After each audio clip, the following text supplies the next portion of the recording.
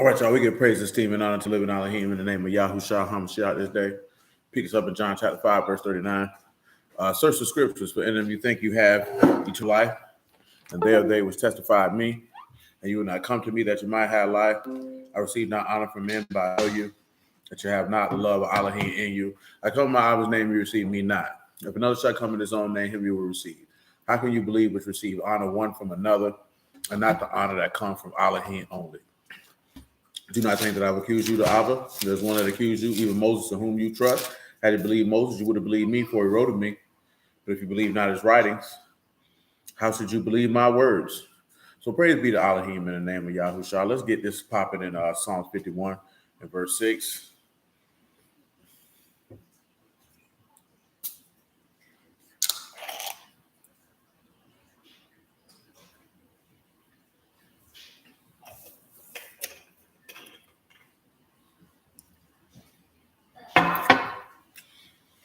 Behold, you desire truth in the inward parts, and in the hidden you shall make me to know wisdom.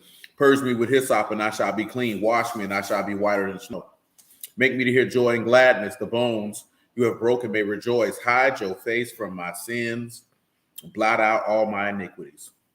Create in me a clean heart, O Alahym. Renew a right ruach within me. Cast me not away from your presence. Take not your ruach hakadash from me. Restore unto me the joy of your salvation. Uphold me with your free ruach. Then will I teach transgressors your ways, and sinners shall be converted unto you. Praise you indeed, Brother Reynolds. Deliver me from blood guiltness, O Alahym, you Alahym of my salvation. My tongue shall sing aloud of your righteousness. O Lord, open you my lips, and my mouth shall show forth your praise. So we're looking at deliver me from blood guiltness, then we'll work our way back down. So if you're looking at verse 14, let's look at blood guiltness. And of course, blood guiltness is dam, blood, a word you're familiar with. So when you got the guiltness on there, they just added that on there. You're asking to be nashal, which is a word that you know, which is rescued from blood. Let's take a look at something. Let's go to the law for those who are not familiar in Leviticus 17.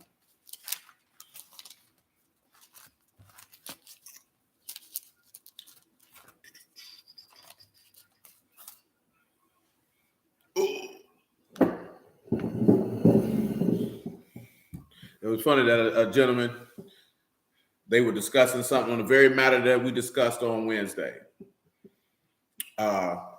Lady said something about a particular YouTuber manipulating people because I guess all these dudes jumping out the manosphere or whatnot. And he was like, no, if you get over a certain age, you shouldn't be getting gamed.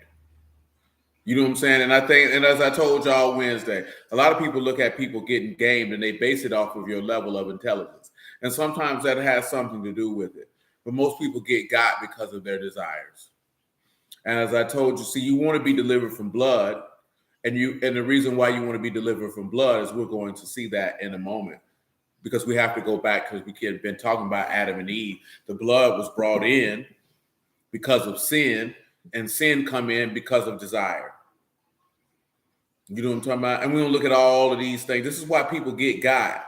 You know what I'm saying? You'll have a woman say, oh, he deceived me. He did. No, you deceived yourself. You deceived yourself based off your desire. Oh, this woman deceived me. No, sir, she didn't deceive you. You deceived yourself.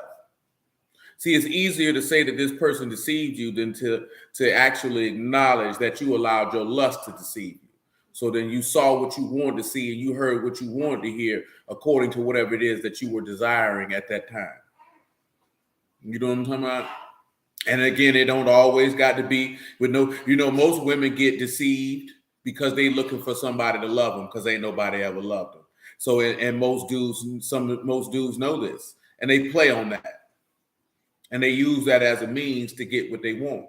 You know what I'm talking about? So as I told y'all Wednesday, if a person is manipulating you and they ain't getting nothing from it, that's not pure manipulation. Who's going to manipulate somebody and don't get nothing from it? You don't get no benefit. That means you're a piss poor manipulator. Manipulators manipulate for the purpose of gaining one up if they're not trying to persuade you to do better. But again, that's the reason why I mentioned this here. Most people are not even accustomed to somebody trying to persuade them to do better, that they wouldn't even recognize. I told y'all a long time ago that most people don't know what love is because ain't nobody never loved them. You know what I'm talking about? Your mama didn't love you. Your daddy didn't love you. Your grandparents didn't love you. And you could think to yourself, how could you say such a thing? Look how people behave. They move like ain't nobody ever loved them. A lot of people walk around looking for it. Hold on. What's up, Dad?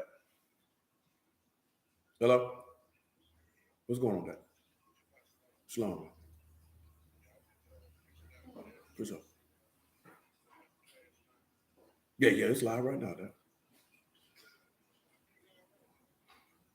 Yes, sir. Yes, sir. All right. I told you that before, man. Because you wouldn't have all these men and women out here looking for love in the fashion that they do. You know what I'm talking about? If you were accustomed to it, you wouldn't have so many people feel the need to let me show you how much my husband loves me or my wife loves me. If you were accustomed to it, it would be nothing to flaunt because this would be your regular life. You love yourself, so of course you're gonna have people around you who love you, or you're gonna remove yourself from their presence. It's not that difficult. If you know you love yourself, you're not gonna have no people around you that don't love you. Only difference is if it's a man and he's in a position where he has to deal with people the way he knows that they don't genuinely care about his well-being. See, men have to navigate that. See, a woman doesn't have to really navigate that type of environment. And if she does, she doesn't deal with it well. You know what I'm talking about? And that's usually when you're in positions of power, leadership, things of that nature. That's when you begin to find out that people around you, they don't really give a damn about you. But you don't care. You have a job to do. You know what I'm saying? So that's why I say that's difficult for a lot of women to deal with. I have a job to do. I personally don't care if you love me or not. You know what I'm saying? And that's biology. That's nature stuff. But nevertheless, Leviticus 17. 17 and 10, if you would. And I've also to continue to finish off that point. That's why I told you that many people walk away from the word. They walk away from Alahym. They walk away from Yahushua. They walk away from Abba because they don't know what love is. And what he shows forth as love, they don't consider that to be love. You know what I'm saying? Love has structure and order to it. And love has a certain expectation if you're coming from Yahuwah's position. In order to love him, there's something that you're going to have to do. You know what I'm talking about? It's not a feeling. It's not co-signing everything that you got going on. That's not how that operates. You have entirely too many emotional people. And at some points, I don't even think that some people didn't even, where they had an extreme lack of love in that instance. It's just people are just entirely too emotional. And they just want people to tap into their emotions. And now you have men like this. You know what I'm talking about? And that's just detrimental for the pushing and furthering of any type of functional society of any shape, form, or fashion. Nevertheless, Leviticus 17 and 10. Whatsoever man be of the house of Yasharal or of the strangers that sojourn among you that eat any manner of blood, I will set my face against that soul that eat blood and will cut him off from among his people. For the life of the flesh is in the blood. I've given it to you upon the altar to make atonement for your souls. For it is the blood that make atonement for the soul. Do you recall what we read in Ezekiel 16 that pertains to atonement for the soul? Yes, sir. Yes, sir. Who can place the verse in the chat in Ezekiel 16 that we just read that pertains to atonement for the soul?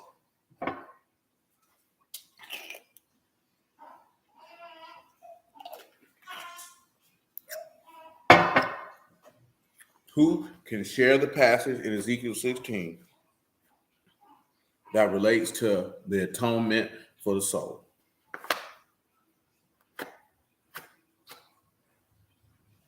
Anybody? And y'all hit that like button while you're at it.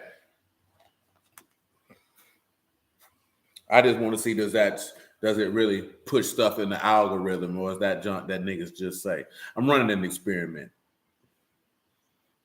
So I just want to see if it works. I don't believe it works. I think more so it's the content and the words that you place in your title that causes stuff to get picked up in the algorithm personally. Shalom, Mother Shalom. That's just me personally. I could be wrong. I'm not well versed in this arena at all. What the title? Yeah, I figured as much. I think I read that somewhere, but don't quote me on that. So I know all our titles is word based. So that's not going to catch in no algorithm. Oh, y'all ain't found a verse in Ezekiel 16 that pertains to atonement? I got time, because we just dealt with this. So I got time. It ain't even been a week. It was just Wednesday. I got time, cuz.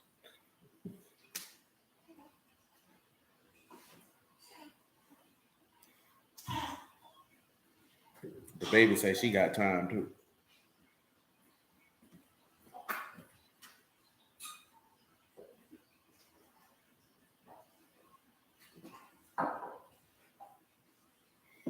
Oh, I can wait you out too, because I'm not giving you the answer. And I ain't giving no clues because I gave you the chapter and the fact that we just dealt with it.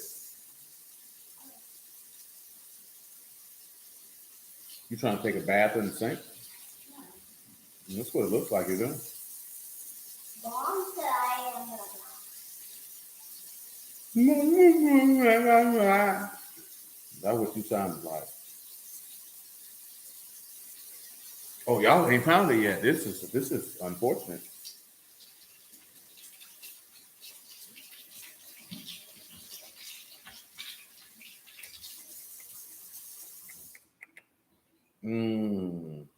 Don't nobody know where he spoke about atonement in Ezekiel 16. Is that what y'all telling me? Because based off of your inactivity, that's what I'm being told.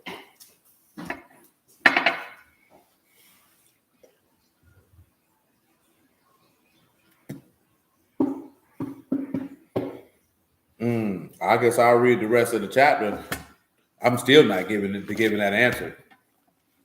So y'all gonna have to come up with something. Verse 12 of Leviticus 17. Therefore I said unto the sons of Yasharal, no soul of you shall eat blood, neither shall any stranger that sojourn among you eat blood. Whatsoever man of the sons of Yasharal or of the strangers that sojourn among you, which hunt and catch any beast or fowl that may be eaten, he shall even pour out the blood thereof and cover it with dust. For it is the life of all flesh. The blood, it is for the life thereof. Before I said unto the sons of Yasharal, you shall eat the blood of no manner of flesh, for the life of all flesh is the blood. So whosoever eat it shall be cut off. Now, it's not verse 9. It's not verse 9. We haven't read anything in Ezekiel 16 that high. We just dealt with it Wednesday, man. Y'all got to do better than this. Y'all got to do better than this. This ain't good at all.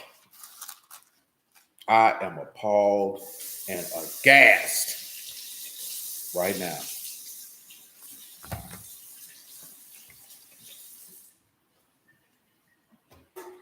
No, it ain't verse 2. We ain't read verses 1 through 25.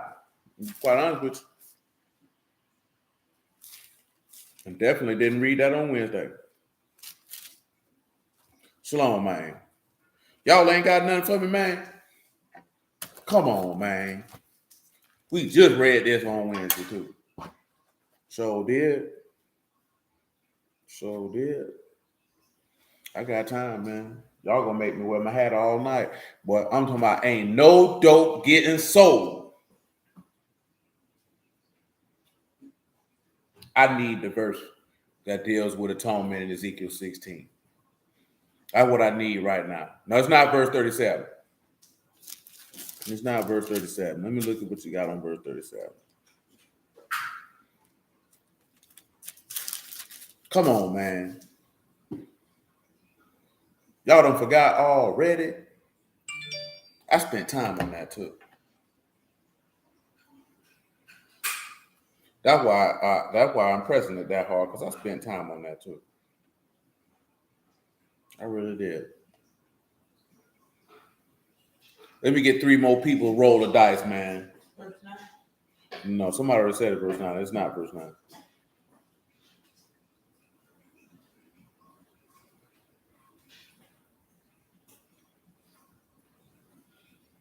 I need 3 more people to roll the dice.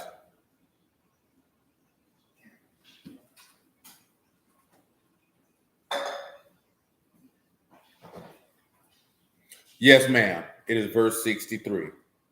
Verse 63. Ezekiel 16 and 63. Though you may remember and be confounded and never open your mouth anymore because of your shame, when I am pacified towards you for all that you have done, saith Yahuwah Alahym. And pacified translates to kafar, which is the word for atonement and reconciliation. And he said he gave you the blood for atonement. You're asking to be delivered from blood. Y'all know what the law says. Your blood be upon you. Now, come to Proverbs 17, because I've heard somebody use this verse in a live stream. They weren't preaching no word, but when he used this verse, he used it out of context. I no need to be ashamed.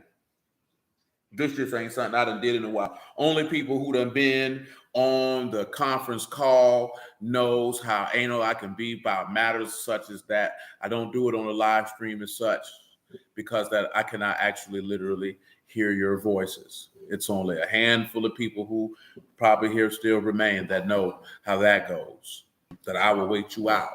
You know what I'm talking about? Because somebody gonna give me what I'm looking for. You know what I'm talking about? Come over here to Proverbs 17 and 9. He used this passage out of context.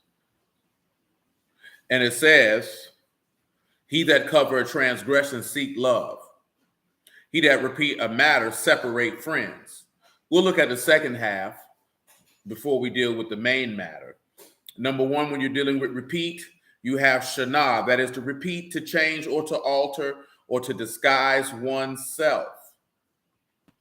When you look at the separate, you have parad, and matter is the bar or word. Parad for separate, which is to divide. And then, of course, friends, not rayah here, a different word. You have aloof, which is a chief, a chilarak, a tame, a docile, also a friend or an intimate or a governor. So when you look at repeating a matter separates a friend, what you have in this aspect is when Judas went and told the scribes and Pharisees where Yahushua would be, he repeated that matter. Do you not recall what it says in John 18 that he told them that he always resorted to this place and he separated very friends because he separated him from his apostles? I just wanted y'all to have that part. But now we're here for cover of transgression.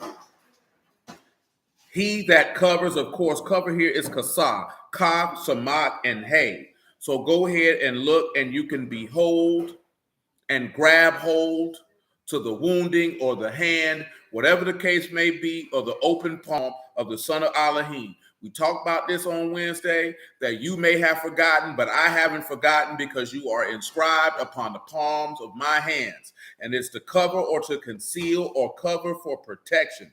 Clothe oneself. He is seeking to cover your transgression, which is pt5, which is your transgression, which is your rebellion, against Alahym, but also a punishment for transgression. So he is seeking to cover your punishment for transgression. This is why he can be pacified towards you. And this is why you're asking to be delivered from blood, because when you commit certain sins, you have shed blood. Therefore, blood must be shed in a means to atone for said transgression. This is why it is utterly insane when you hear dudes who don't believe in the witness of the only begotten son of Alahym, because I don't like to call it non-messianic. That's not what it is. That nigga doesn't believe. That nigga's a sinner. You know what I'm talking about? See, there's a difference between me and most, is I'm going to call it what it is. You are a sinner. You are a rebel. You are a transgressor. You are disobedient to the instructions and righteousness of the everlasting Father. May you repent. And if you do not, may the wrath of the Father from on high fall upon your head till you be destroyed and nothing is left. You know what I'm talking about? And I will say that unapologetically. I've said it in public platforms. I really just genuinely do not care. That is what it is. Don't skirt nobody. Don't skirt stuff to spare nobody's feelings. Boy, you's a sinner, boy. You an unbeliever and you a rebel. That's what you is. I told you many years ago, man, a brother said, "Are you my brother?" I said, "Absolutely not. You my kinsman according to the flesh, but I would be blaspheming the word of Alahym if I said you were my brother." I would be in that context. You know what I'm talking about? See, you can look at somebody and say, "That's my brother." But you ain't saying that's your brother in the context of the word. See, when you say that's your brother in the context of the word, you got to be doing the will of Abba and Shamahim. And if you don't believe on the name of the only begotten Son, that means you don't believe in the witness that is in heaven nor his record on high. Therefore, you are not my brother. You are a blaspheming unbeliever, worthy of death. You know what I'm talking about? See, this is the stuff that's going to make people not like you because you're going to stand for what's right in the eyesight of Yahuwah. Not that what's going to make you. That's why you can't trust the old nation building nigga. You can't trust that nigga because he ain't going to look nobody in the face and tell them an uncomfortable truth as it pertains to the word of Yahuwah. See, nation building is underlying pro-black. That's really what that is. If you pay attention and you listen. See, that's what I was telling y'all. What I was telling the brother, what I mentioned to you Wednesday, you can only get manipulated according to your desires. If you have such a strong desire for Hebrews to come together, shalom, man, black people to come together, you don't think some of these dudes know that and use that to their advantage? You know what I'm saying? Umar Johnson, my wife say Umar Johnson, but you know what I'm saying? But I'm being honest with you though. I'm not being funny. I'm not trying to disparage or besmirch anybody's name or character, but you don't think that these men don't know that? You don't think that they use that to their advantage to move you, to get you to do what they want? Do you not notice all these nation building dudes are the only ones that benefit, not the people as a whole? Y'all ain't paying attention to that. Y'all ain't paying attention to that. Y'all don't see that. You turn your head to that. Like, come on, man, we supposed to be grown. How you gonna teach your sons or your nephews or your cousins or the young men how to peep game and you still getting game because you move by your desire? We gotta come together. Hey, I ain't got no problem coming together, but boy, you're not gonna piss on me and tell me it's rain. You're not finna do that. You know what I'm talking about? Because I'm not led my desires to Yahuwah, so you're not gonna be able to get over on me, my G. That's not gonna happen.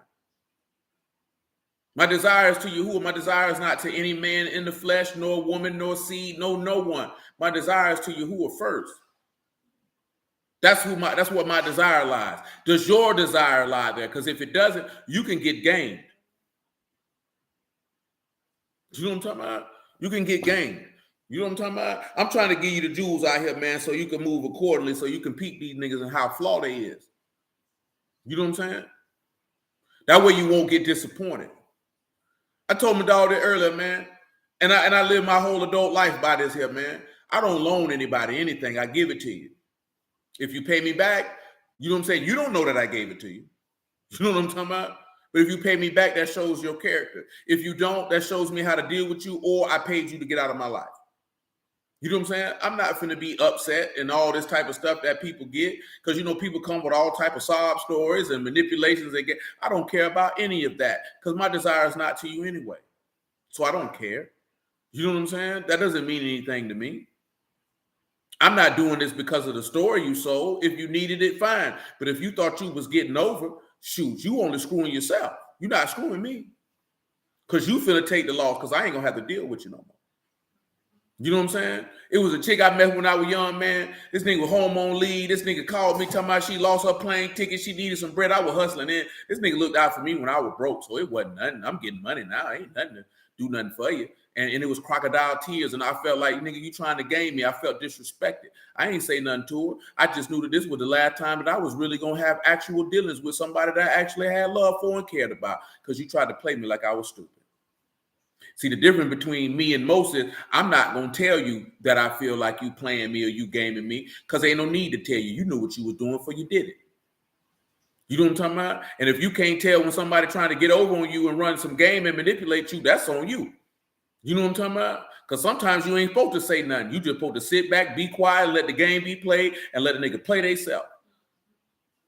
You know what I'm talking about? But once you play yourself and you show yourself you're not 100, you the one who did that. You got to live with why you did that, and I'm going to move on. I'm not fooling with you no more. I can't, it's like this, I had to look at this person. I can't rock with you in the capacity that I was rocking with you before because you insulted my intelligence. Because you ain't have to do none of that. You could have just said, let me get $350 because when I was hungry, you fed me and I got it, so it's nothing. You know what I'm saying? When I ain't had none, you looked out. I'm going to give you that on general principle. You ain't have to do none of that. You know what I'm saying? You ain't have to do none of that. But it was also something that she had said long before that occurred that had me already on standby waiting for that. You know what I'm saying? And that's just coming from not being emotionally attached and emotionally involved with anyone or anything. Because at the end of the day, you have to understand that people are dedicated to themselves. You know what I'm talking about? When you know that, then stuff ain't going to bother you. People going to say, guess what? If it come down to your life or their life, you think, man, most people going to say their life, man. Self-preservation it rules the nation, man. Number one rule of law, according to universal law, like people like to say. People going to preserve themselves before they preserve you. You know what I'm talking about? But we don't like to hear that, man, because that destroys our illusion of what we believe that the world is. But it says, right, he that cover your rebellion, he seeks love. Y'all know what love is. That's a hob, you know. We dealt with this matter right here. He that covered for transgression seeketh love. Let's turn back and just run back some stuff to your memory. Y'all know Luke chapter 7, man. We'll make it brief over there. You know, we just talked about John chapter 8, which was another example of that. Luke 7:39. With the woman who got caught in adultery. See, you're asking to be delivered from blood, and he's seeking to cover your rebellion. So when he seeks to cover your rebellion, it's because he's seeking love. Not that he's seeking love per se, but he that covers a transgression is love, because there's no, well, the seek is there. It's bakash, excuse me. That's desire to seek, to require, or to demand, or to be sought, or to ask. In the context of this one here, he ain't seeking love, he's demanding it. So he that covers your rebellion or your punishment for iniquity exacts and demands love in return. Let's take a look. Because, see, matter of fact, because big time I tell you, because I just had this conversation with him. So since I just had this conversation with him, let me check with the rest of y'all to make sure y'all are clear with what this particular passage means. You know what I'm saying? Because he had a little misunderstanding on what this passage meant. And other people might have it as well. And it's best that we go ahead and make sure that everybody's on the same page. I want you to come over here to James, the Epistle of James, chapter 5, and verse 16. Now, I'm going to need y'all who have the ability to answer in this chat to answer this question. When we get to it, it's my only way that I'm going to be able to properly gauge that you understand what this means. Again, I don't ask these questions or ask if you understand for just for the sake of asking. It is for clarity to make sure that everyone has a strong command of what we're dealing with. What good is it if you don't understand? I mean, I just sat here for nothing. I definitely could go to sleep. You know what I'm talking about? Because I'm certainly tired. You know what I'm talking about? Shoot, man, y'all can pick it up at 5 and 13, man, on general principle, man. The Epistle of James, 5 and 13. Is any among you afflicted? Let him pray. Is any merry? Let him sing songs. That's self-explanatory. But if you find yourself humbled, you find yourself afflicted, you find yourself dealing with stuff, it's best for you to go seek the face of Alahym. Tells you right there in Psalm 62, go seek out, pour out your heart to Yahuwah. He is a refuge for us. Now, I also put something in the chat. Some of you seen it. Some of you may have not, about what a brother said about because I don't know why dudes was resharing this video, that little boy who got threw off that roller coaster, but them some disrespectful niggas, because that ain't had no business getting on the internet. That's somebody's child. You know what I'm saying? Why would you want to watch that? Why would you want to view that? Why would it click in your brain? Somebody else might want to see this too. It took me a second to realize, because it was covered up what that was. I said, oh, no, I'm not finna watch this. Because I seen somebody a day or so talking. I didn't know what the hell they were talking about. You know what I'm saying? Then I seen the little boy, man, they ain't strapped the little boy down. You know what I'm saying? Well, you know what I'm saying? It's a big boy, but he's a young man. They ain't, but they ain't strap him down. You know what I'm saying? But clearly, you know what I'm saying? It was his time to exit here. But, you know, somebody had put in there that Matthew 4, man, talking about, you know, roller coasters, bungee jumping, skydiving, you tempting Yahuwah. I won't go that far. So there's a reason why I put that in the chat and didn't say anything. I would rather you had came to you and drawn your own conclusion versus me stating something that could necessarily had moved you to a particular conclusion. That's why I say, oh, this nigga crazy, this nigga stupid, or whatever the case may be. Because in his mind, and I understand where he coming from, he felt that was justified to say that this is a sin. I can understand where he's coming from because he's looking at it like you tempting death. You know what I'm talking about? So I understand why he holds that perspective. And I'm mentioning that because that's the point of what I told you the other day. Just because somebody holds a different perspective, that's not a wacky different perspective. I may not necessarily agree with that perspective, but I understand how he came to that conclusion. You know what I'm saying? I definitely understand how he came to that conclusion. Jumping out of an airplane, yeah, the only difference is you not ask. The reason why my only disagreement is you not asking for Yahuwah to save you when you jump out that airplane. You're not asking for him to save you when you own that roller coaster. You know what I'm saying? You ain't asking for him to save you when you bungee jumping. But guess what? If that bungee snap, that's who you calling on. That parachute don't let out, that's who you want to call on. And at that point, you ain't had no business taking your stupid behind up there to do it. You know what I'm saying? I ain't going to do it.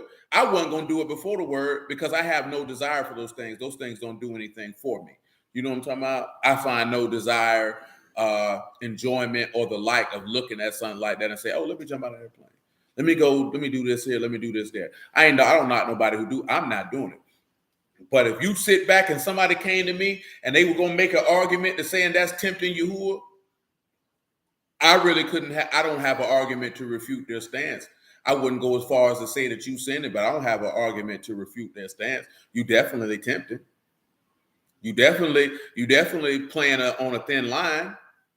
You know what I'm saying? And it's really on the person's perspective on how they see that. So I mention this here because everything is about perspective. I mention this here because the perspective of these men is that this woman was a sinner. You know what I'm saying? Now, their perspective wasn't necessarily correct in regards to this woman not being able to have mercy. See, that's why I say there's a difference. That brother's going to view you, if you like to get on roller coasters, bungee jump, skydive, and whatever, drag race, I think was the other thing he named, he going to view you as a sinner. I'm not going to look at you and view that from that perspective that you a sinner, but he does.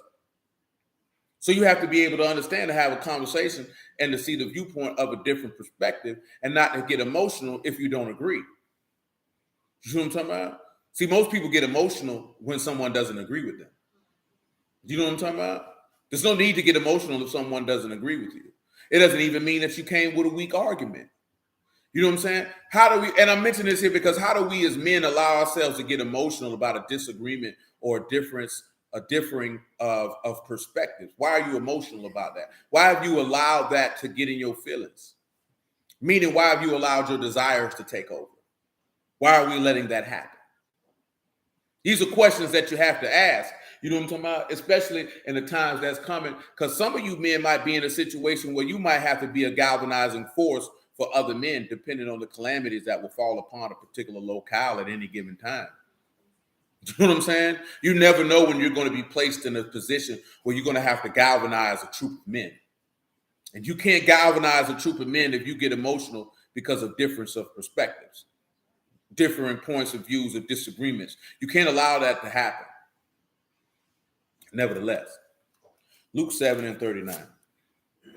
Now, when the Pharisee, which had bidden him, saw, he spake within himself, saying, this man, if he were a prophet, would have known who and what manner of woman that touched him, for she is a sinner.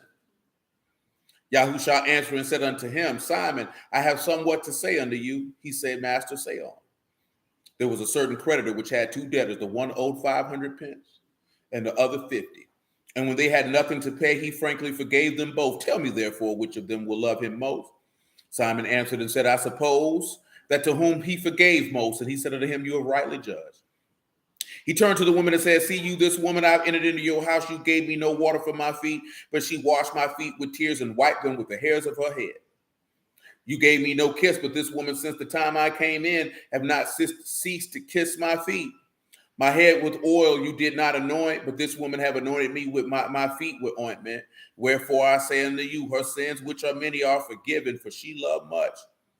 But to whom little is forgiven, love little.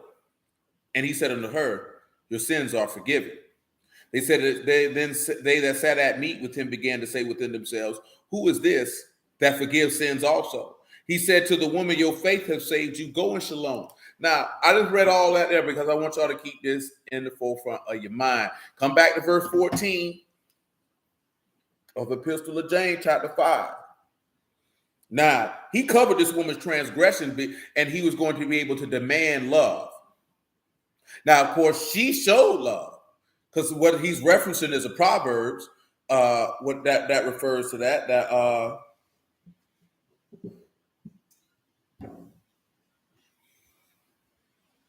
dang, that proverb escaping my brain. I want to say it's in chapter 13. Let me look and see, man, because my mind ain't gonna rest. My mind ain't gonna rest.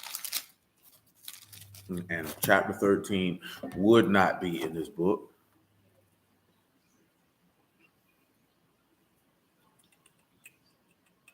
That ain't it. That ain't it. That ain't it.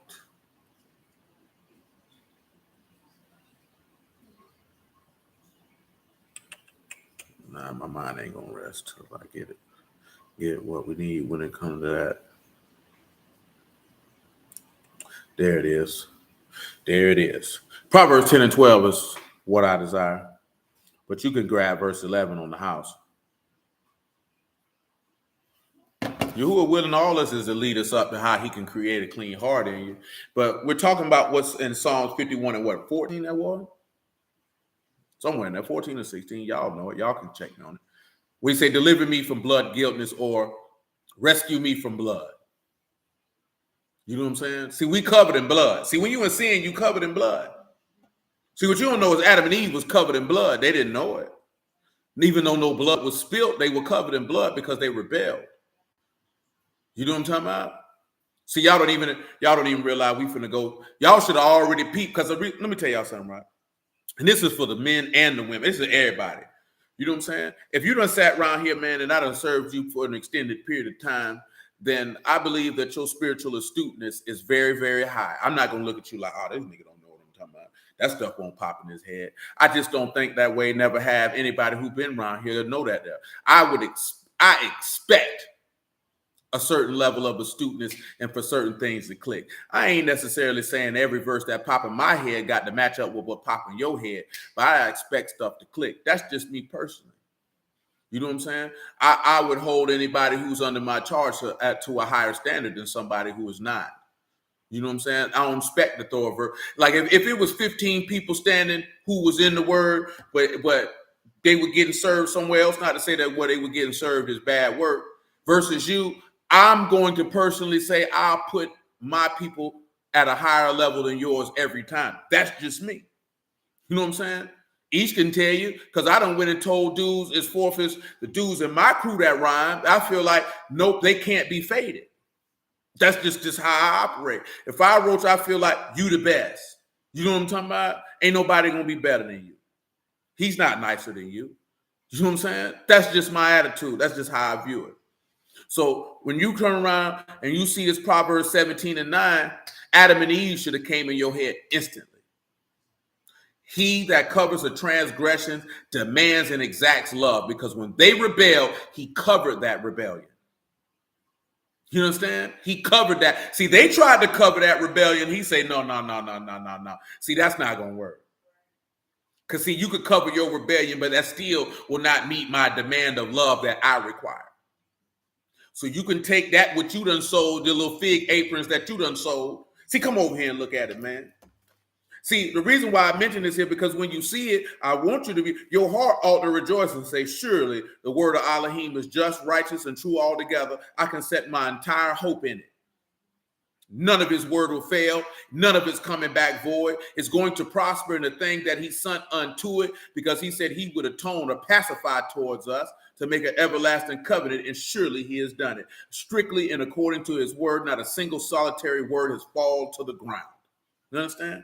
So when we come back over here, right, Genesis chapter 3, you know what I'm talking about? And you look at what they did. What is that over here, man? Where's that? Come over here to verse 7 first. Yeah, we're going to get to 21 in a second, Brother Reynolds. You on point. And we look at verse 7 first, right? The eyes of them both were open, and they knew that they were naked. They sewed fig leaves together, made themselves aprons. See, they demanded love of each other. How can you believe Alahym when you seek honor one from another, not the love that comes from Alahym only? So then, of course, you know Yahuwah coming through the garden in the cool of the day, and you see verse 21, and he said unto Adam also to his wife, Did Yahuwah Alahym make coats of skins and clothe them? He covered, because remember, they're naked because of their rebellion. So then he covered their rebellion and he demanded love. And as far as you can read, Adam loved that man till the day he expired.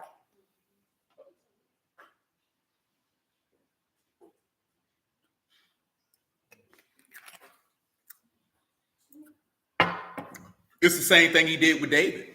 When we started looking in this Psalms 51, did he not cover that sin? Yes or no? Somebody let it be known in the chat. Did he not cover that sin?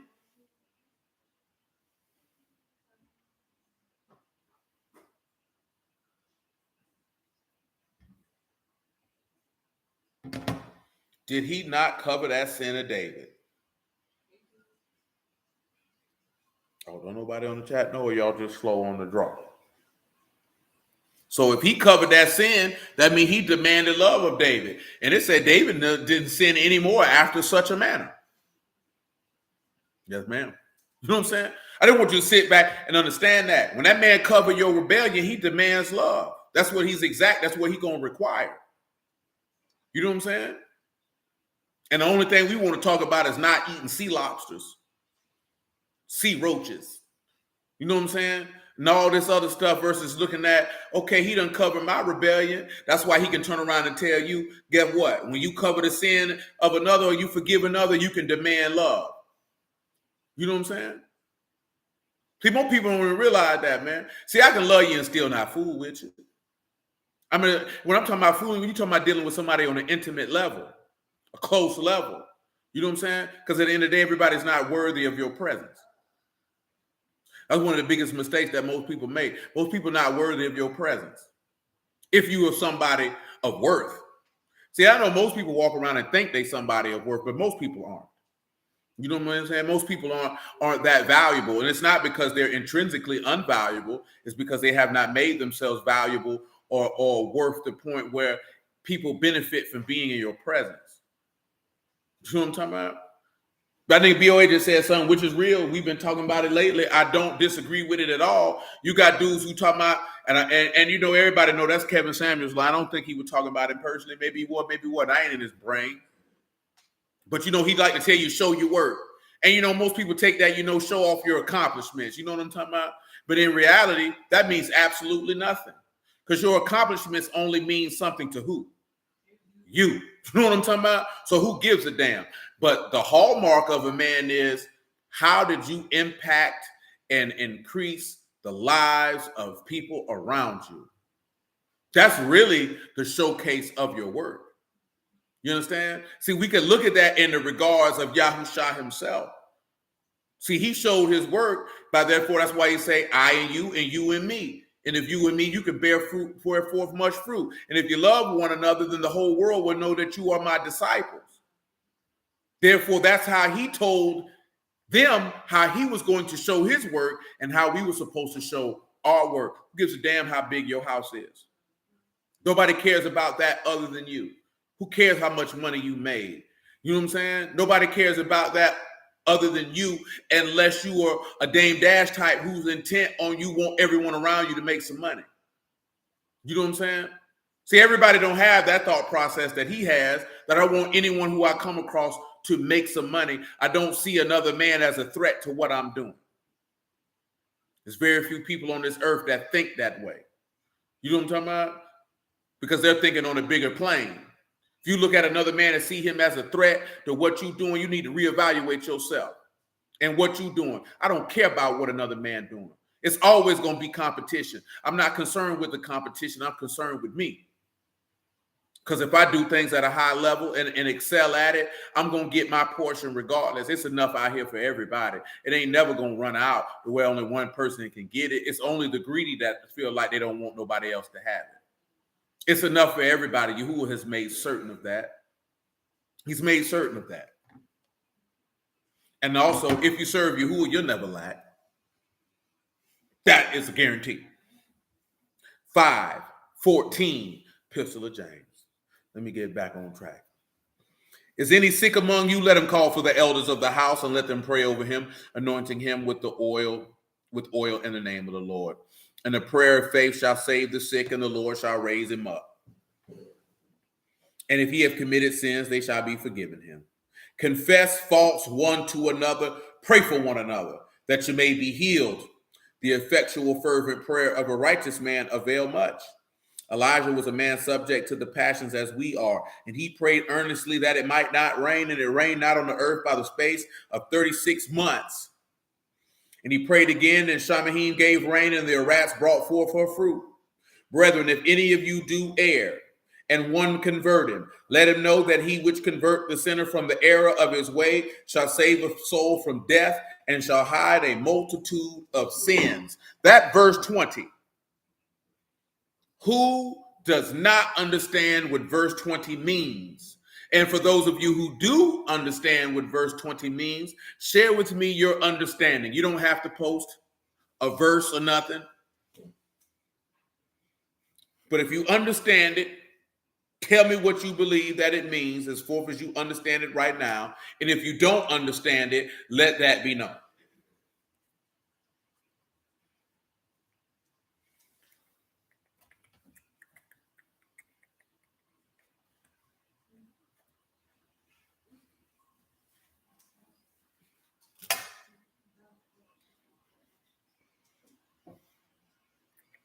I give you some time. I ain't gonna rush.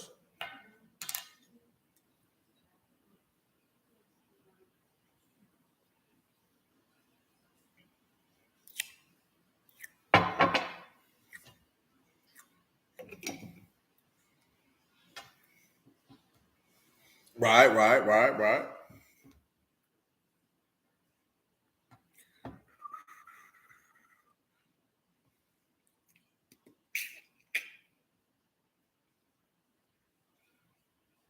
When it comes to James chapter 5 and verse 20, who does not understand what James 5 and 20 means? And if you do understand what James and 5 and 20 means, share forth the understanding that you have of that particular passage.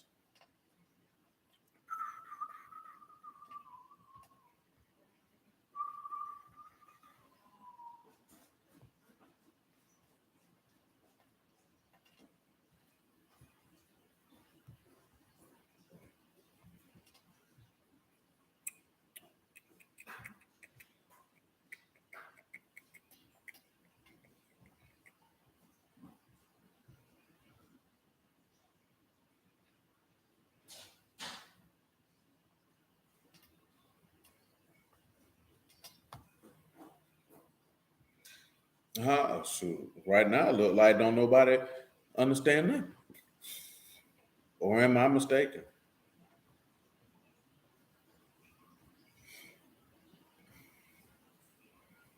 Walk 9 miles.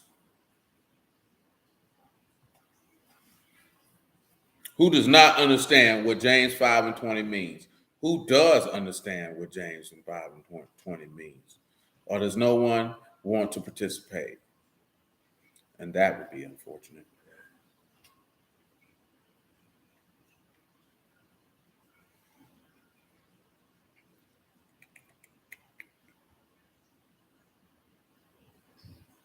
Very well then, sir.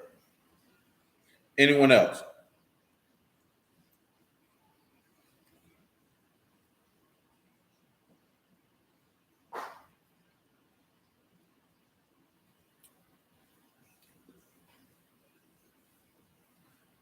You say correction. Very well. Very well. Anyone else?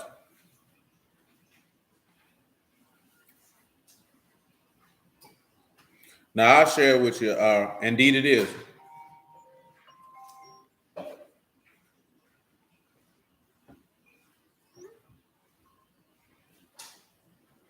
I'll share with you what Big Time thought it meant. He thought that if you went and converted somebody, that would cover your sins, the person who actually converted him.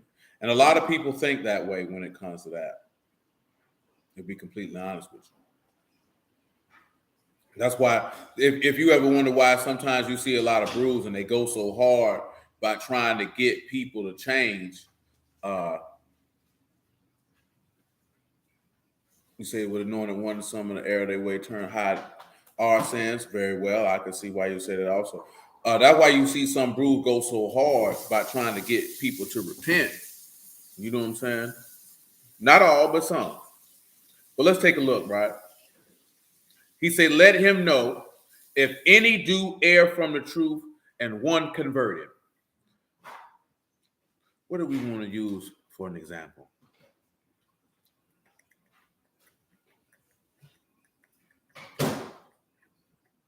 Let's go to Acts chapter 5, I believe. Even though I know this dude's going to do something stupid on the back end.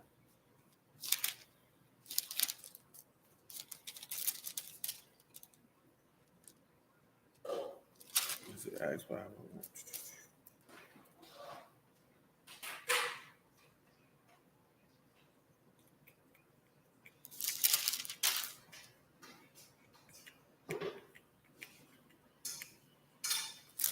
That's that junk.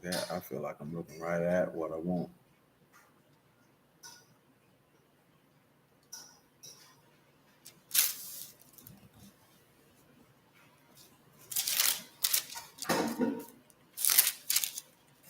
My bad. It's chapter 8. It's chapter 8. My fault. He did, but I think y'all overthinking the point that that James wrote, because James is not referring to the Lord himself. The greater point does, but he's not referring to the Lord himself. He's referring to you, a regular old person. Remember, he's writing a letter. He's writing a letter to Hebrews. Because remember, that's why I started off at verse 13 when he was saying it. He's talking to the congregation. And he's saying, if any brethren, so brethren, that's who he's talking to. Men who do the will of Alahym. He said, if any of you do err from the truth and one converted.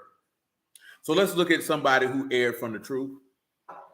Let's pick this up at Acts chapter 8 and verse 9. There was a certain man called Simon, which before time in the same city used sorcery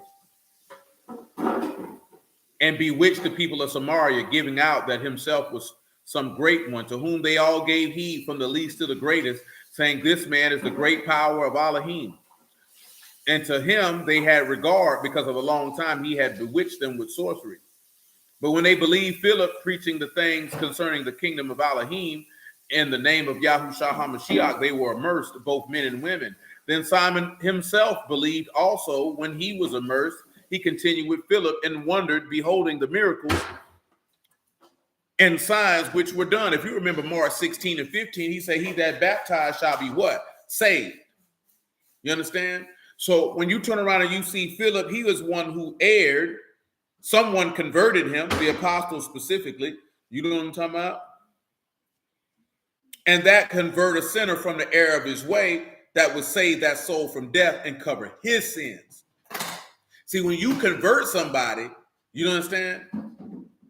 You're converting them to cover their sins. See, if you already converted, you converting somebody can't cover your sins already gone.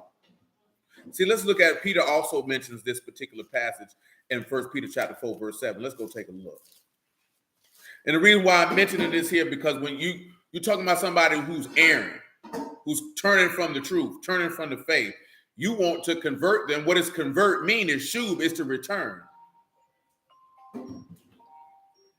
You know what I'm saying?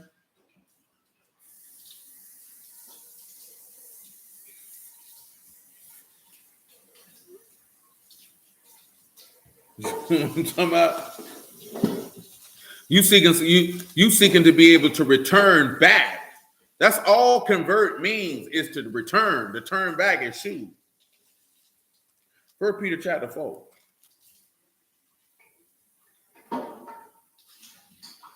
We'll pick it up at verse 5. Who shall give account to him? This is James, the epistle. First epistle of Peter, chapter 4, verse 5. Who shall give account to him that is ready to judge the alive and the dead? For this cause was the Basar preached also to them that are dead, that they might be judged according to men in the flesh, but live according to Alahym and the ruach. But in all things is at hand. Be you therefore sober and watch unto prayer. And above all things have fervent love among yourselves, for love shall cover the multitude of sins. What did Yahushua say? Greater love have no man than this, that a man lay his life down for his friends. What does that take us back to? What we read in Luke chapter 7. He said this woman loved much, and what did he tell her? What saved her? Her faith is what saved her. Don't you understand? If you have faith, you have love. That's why he that covereth for transgression demands love, because he's seeking to cover up your rebellion. Yes, it would. You know what I'm talking about? So because you have a love for your neighbor as yourself, let's take a look at that in the law, Leviticus 19.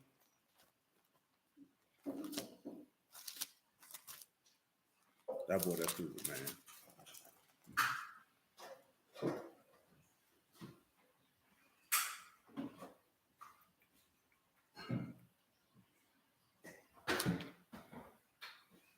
Sure, you could pick it up at verse 11. It ain't gonna hurt nobody. Leviticus 19 and 11.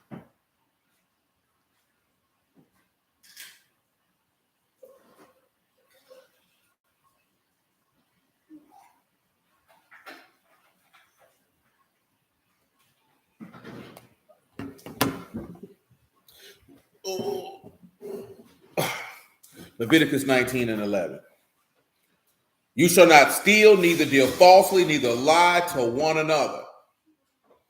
Let me give me a second.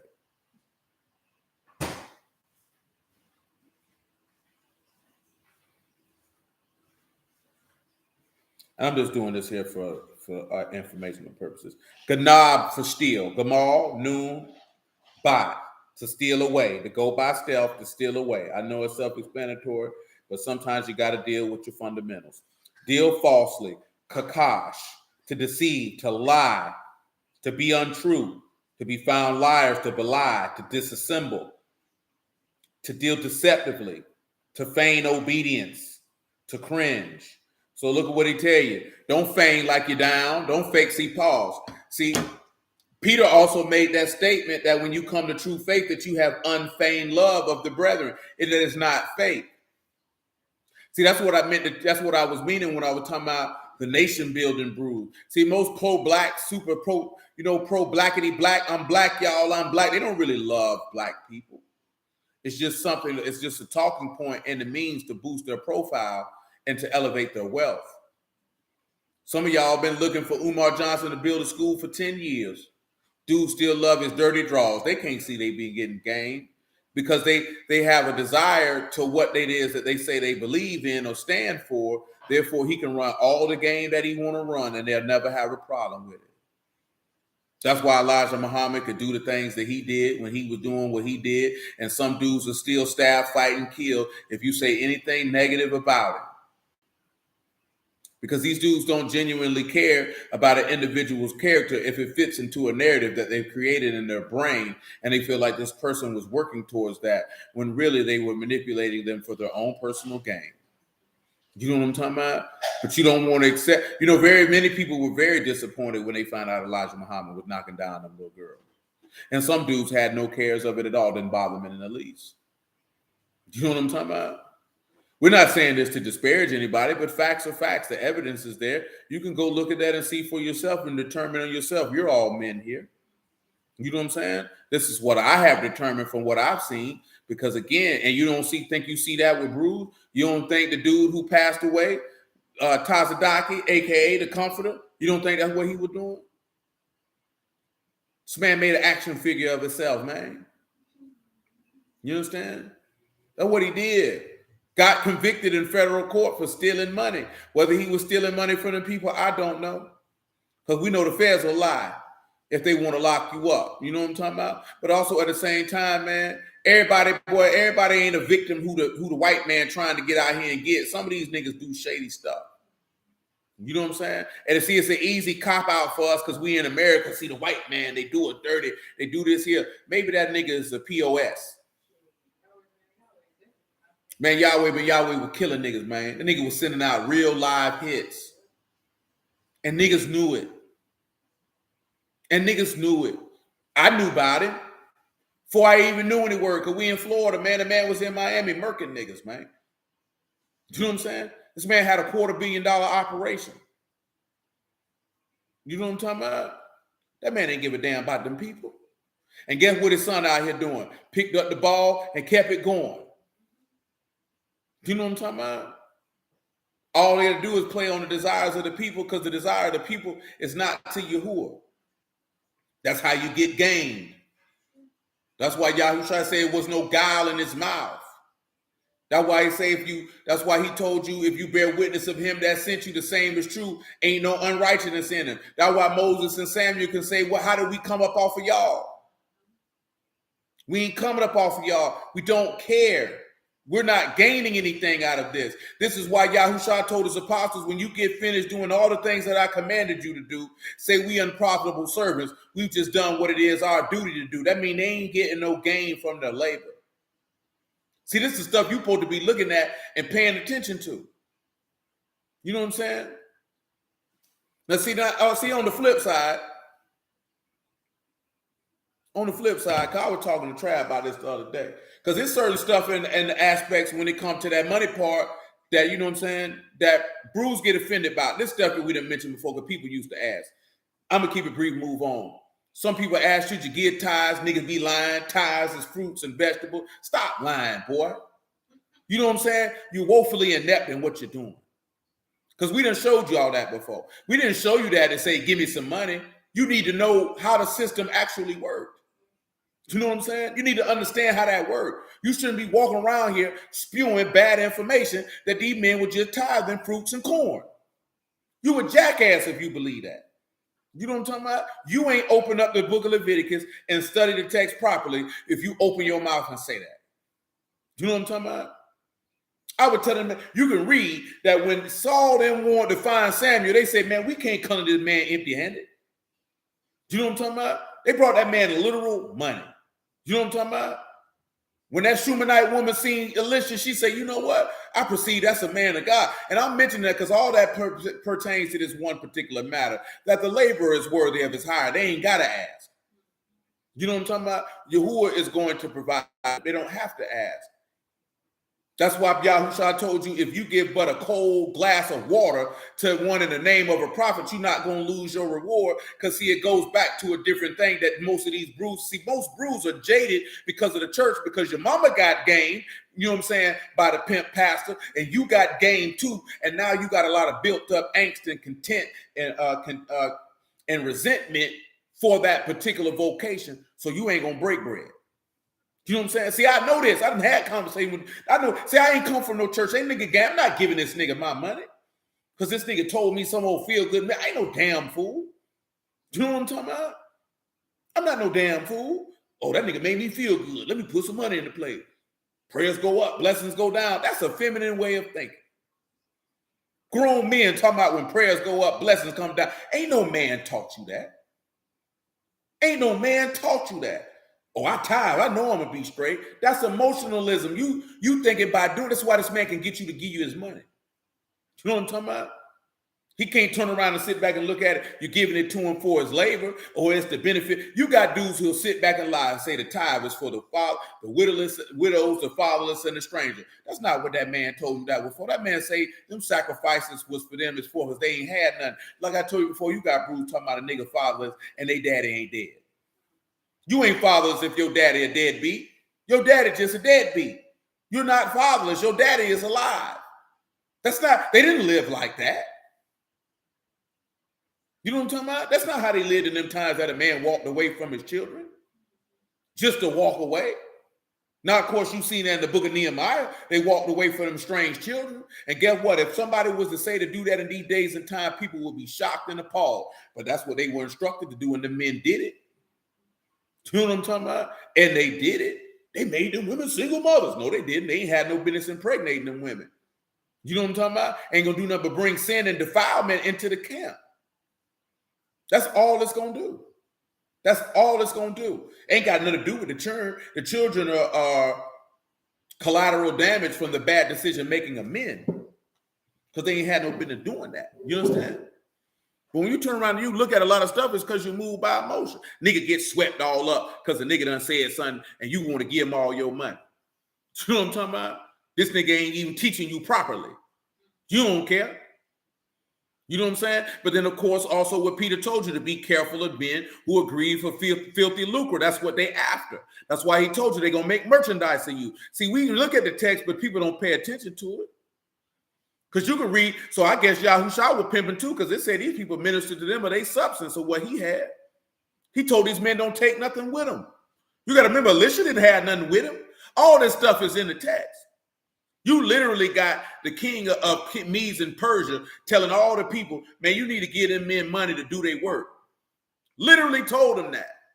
Dude, see that? Just disregard. I'm not telling you this because I want your damn money, because I hustle hard and you will provide. I don't want your damn money. Let that be known.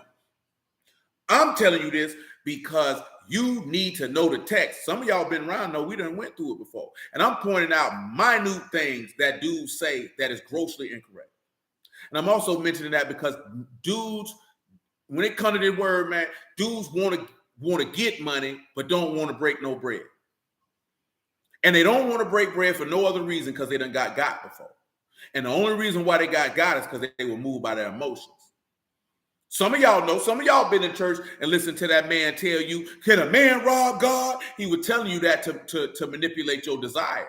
See, in your mind, you were telling yourself you had a desire to please God when you know you really didn't. You were just trying to pay your way out of your iniquity. That's what you were doing. You were trying to convince yourself, if I drop this money in this plate, this man ain't going to kill me for what I know I'm finna go do when I leave here.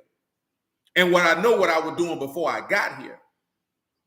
So when he tell me this, and see, this is the crazy part. You feel bad about not putting money in the plate and not feel bad about all the wickedness you were doing before you got there to put the money in the plate. Do you know what I'm saying? So that's how you know that was all game, that you were deceiving and lying to yourself. And you just let this man persuade you into doing something that you felt like was going to make you feel better because your desire was to blunt your own guiltness in your heart for your own wicked deeds. Now you just perpetually mad at all these preachers who they gaming us out of money. They didn't game you out of nothing because you willingly gave it. And you knew the reason why you gave it. You didn't give it because you felt like you were serving God. You did it to appease something within your own heart. You knew what you were doing. You knew exactly what you were doing and why you were doing it. You know what I'm talking about? But see, we don't want to have those conversations. It's better to blame the preacher. Is the preacher a sorry sack? You know what I'm talking about? You know what? Absolutely. Because he knew what he was doing when he ran the deception. But see, deceit means absolutely nothing until it meets the heart of a person who's ready to be deceived.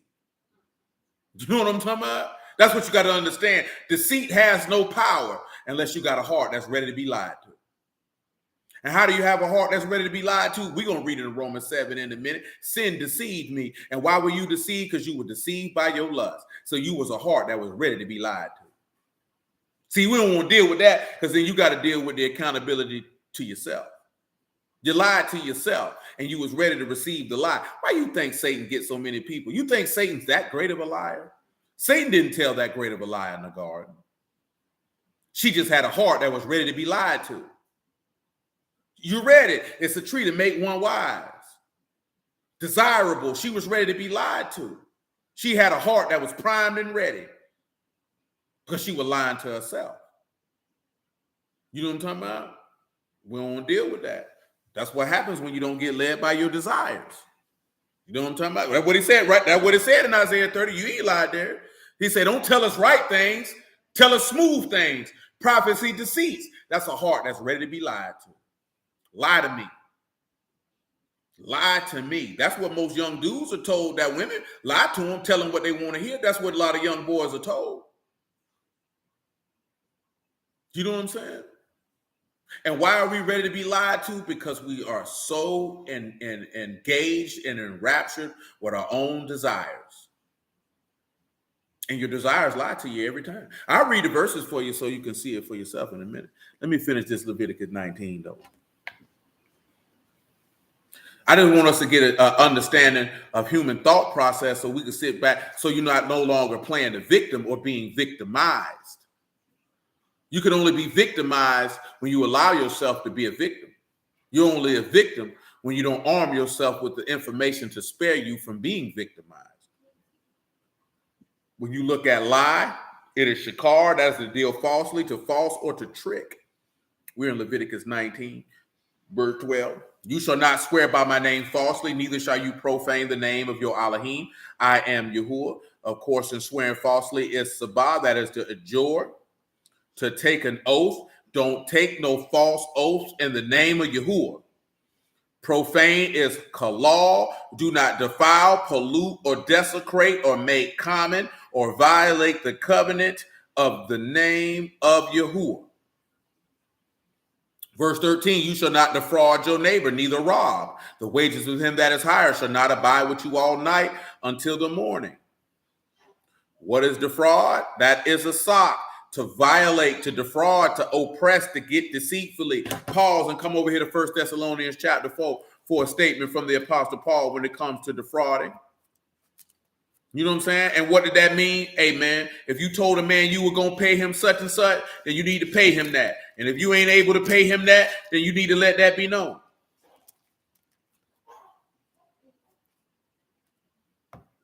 1 Thessalonians 4:1. Because, see, this is talking about somebody who paying somebody. So this don't pertain to everybody. Rob in this particular instance is gazal, to tear away, to seize, to plunder, to pull off, to be robbed, to be taken away. So, of course, you're not literally taking wages. Is pula, that is work, recompense, or reward. You ain't got no business robbing or taking away the reward of him that is hired. Hired is secured. That is a hireling. That is a hired laborer. See, that also tells into, just for informational purposes, something that Paul made a statement about, referring to the law. Shall you muzzle out the ox? See, because this is me and Travis talking about this also. And I've told y'all this before. In 1 Corinthians, what that is, 9, Paul let you know, man, at the end of the day, I got power to get money from y'all, and I don't even use it. See, let me show y'all that right here, man, because I want y'all to understand this one here, because it pertains to the part that we talking about manipulation anyway. Because the chart I told you about manipulation is forfeit what these dudes be doing on YouTube. They get away with that because these dudes be looking for daddies. See, come over here to 1 Corinthians chapter 9, verse 6. And a lot of these dudes, look here, man, you got a lot of dudes, man, once you two went to that live streaming party and you could drop super chats and this, that, there, and the third, boy, it gave broke niggas a chance to ball. Now, that's not taking anything anybody who makes content, because content creation is a job if you do it full time. But a lot of these dudes, they wouldn't have no money if it wasn't for a bunch of broke sucker buster beta male scent manginas to sit around and looking for somebody to champion their weak selves and say, make me feel better about myself. That's a point of manipulation. You can manipulate super chats and all type of money from dudes who have a desire to feel like a man, but they don't. So they'd rather sit back on the internet and listen to a dude berate and excoriate a multitude of individuals because they don't have the heart to say it themselves. That's what you hear, man. He says the things that men can't say. If somebody's saying something that you can't say, you a bussy, boy, and a Mitch. That's what you is. Because a man gonna stand up and say what needs to be said, when it needs to be said, how it needs to be said, irregardless of the consequences, if it's just right and exact. How you talking about you saying what I can't say? Well, you a coward then. You scared of confrontation? It's something you want to say and you won't say it? What type of sense does that make? And the sad part is they saying it in regards to women. Disgustingly sad. Horribly sad. Despicable. 1 Corinthians 9 and 6. Well, shoot, make it 3. My answer to them that do examine me is this: have we not power to eat and to drink? Have we not power to lead about a sister or wife, as well as other apostles, and the brethren of the Lord in Cephas, or I only in Barnabas? Have we not power to forbear working? He's telling them that they have power not to work. And when we talk about not to work, we ain't talking about doing the work of the ministry. He's talking about literally not to work. If you don't know, Paul and Peter were tent makers. They had jobs. You know what I'm talking about? And best believe, though you don't have any scriptural reference of it, and we know the spiritual connotation, with them mentioning that Yahusha was a carpenter, if you think that man wasn't out there working carpentry jobs, you's a fool. You think that man wasn't doing nothing? Peter was out there fishing, man. These are men. These ain't these dudes in these days and times. I'm a Facebook prophet, baby. You know what I'm saying? Absolutely not. That's a disgrace to manhood. You know what I'm saying? That's a disgrace to manhood. If you thought the Lord was out here bumming it and slumming it. If you didn't think this man ain't put his hands to labor, that man, how he gonna tell his apostles to do that? And then he not, why would you think Paul said if a man don't work, he don't eat, and then you don't think the Lord wasn't working? Come on, man. Now don't get me wrong. You got some men that complete labor is in the ministry, but that ain't on no Facebook. I can tell you that. That's actually dealing with actual, real flesh and blood people who they can see, they can touch, that can see and touch them. Not a nigga hitting you up on no DM, my G. That's not how this works. You know what I'm talking about? He said, who go a warfare, this is verse 7 of 1 Corinthians 9. Who go a warfare anytime at his own charges? Who plant a vineyard and eat not the fruit thereof? Who feed a flock and not eat the milk of the flock? Say I these things as a man, or say not the law the same also? For it is written in the law of Moses, you shall not muzzle the ox that tread out the corn. Do Alahym take care for oxen? Or say he it altogether for our sakes? For our sakes, no doubt that it is written that he that plows should plow in hope, and he that thresh in hope should be partaker of its hope. If we have sown unto you spiritual things, it is a great thing if we shall reap your carnal things. If others be partaker of this power over you, or not we rather. Nevertheless, we have not used this power, but suffer all things, lest we should hinder the good news of Hamashiach. He said, we have this power, we don't use it. You know, at the end of the day, all they did, that's why I mentioned Alicia, they just ministered to those men's needs. Not their wealth, their needs. You know what I'm talking about? Because at the end of the day, they need things. What did the Yahushua say about his apostles when he told them don't take no personal script? What did he tell them? Then you could come back to 1 Thessalonians chapter 4. Does any of you know what he told them when he told them don't take no purse or no script with you?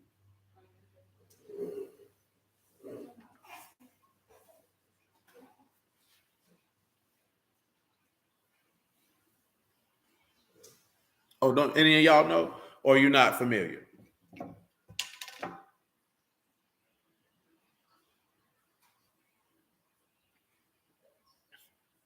Also notice when Paul said, do we not have power to lead about a sister? Blood sister. Because if your sister wasn't married and your daddy wasn't alive, then guess who your sister got to listen to? Notice he didn't see, you know what I'm talking about? Just notice the stuff that they say.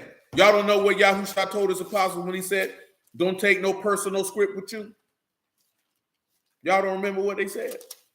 What he told them? Also notice that Paul say not to lead about a mother. Because it ain't your job to lead your mama. She's supposed to have a husband.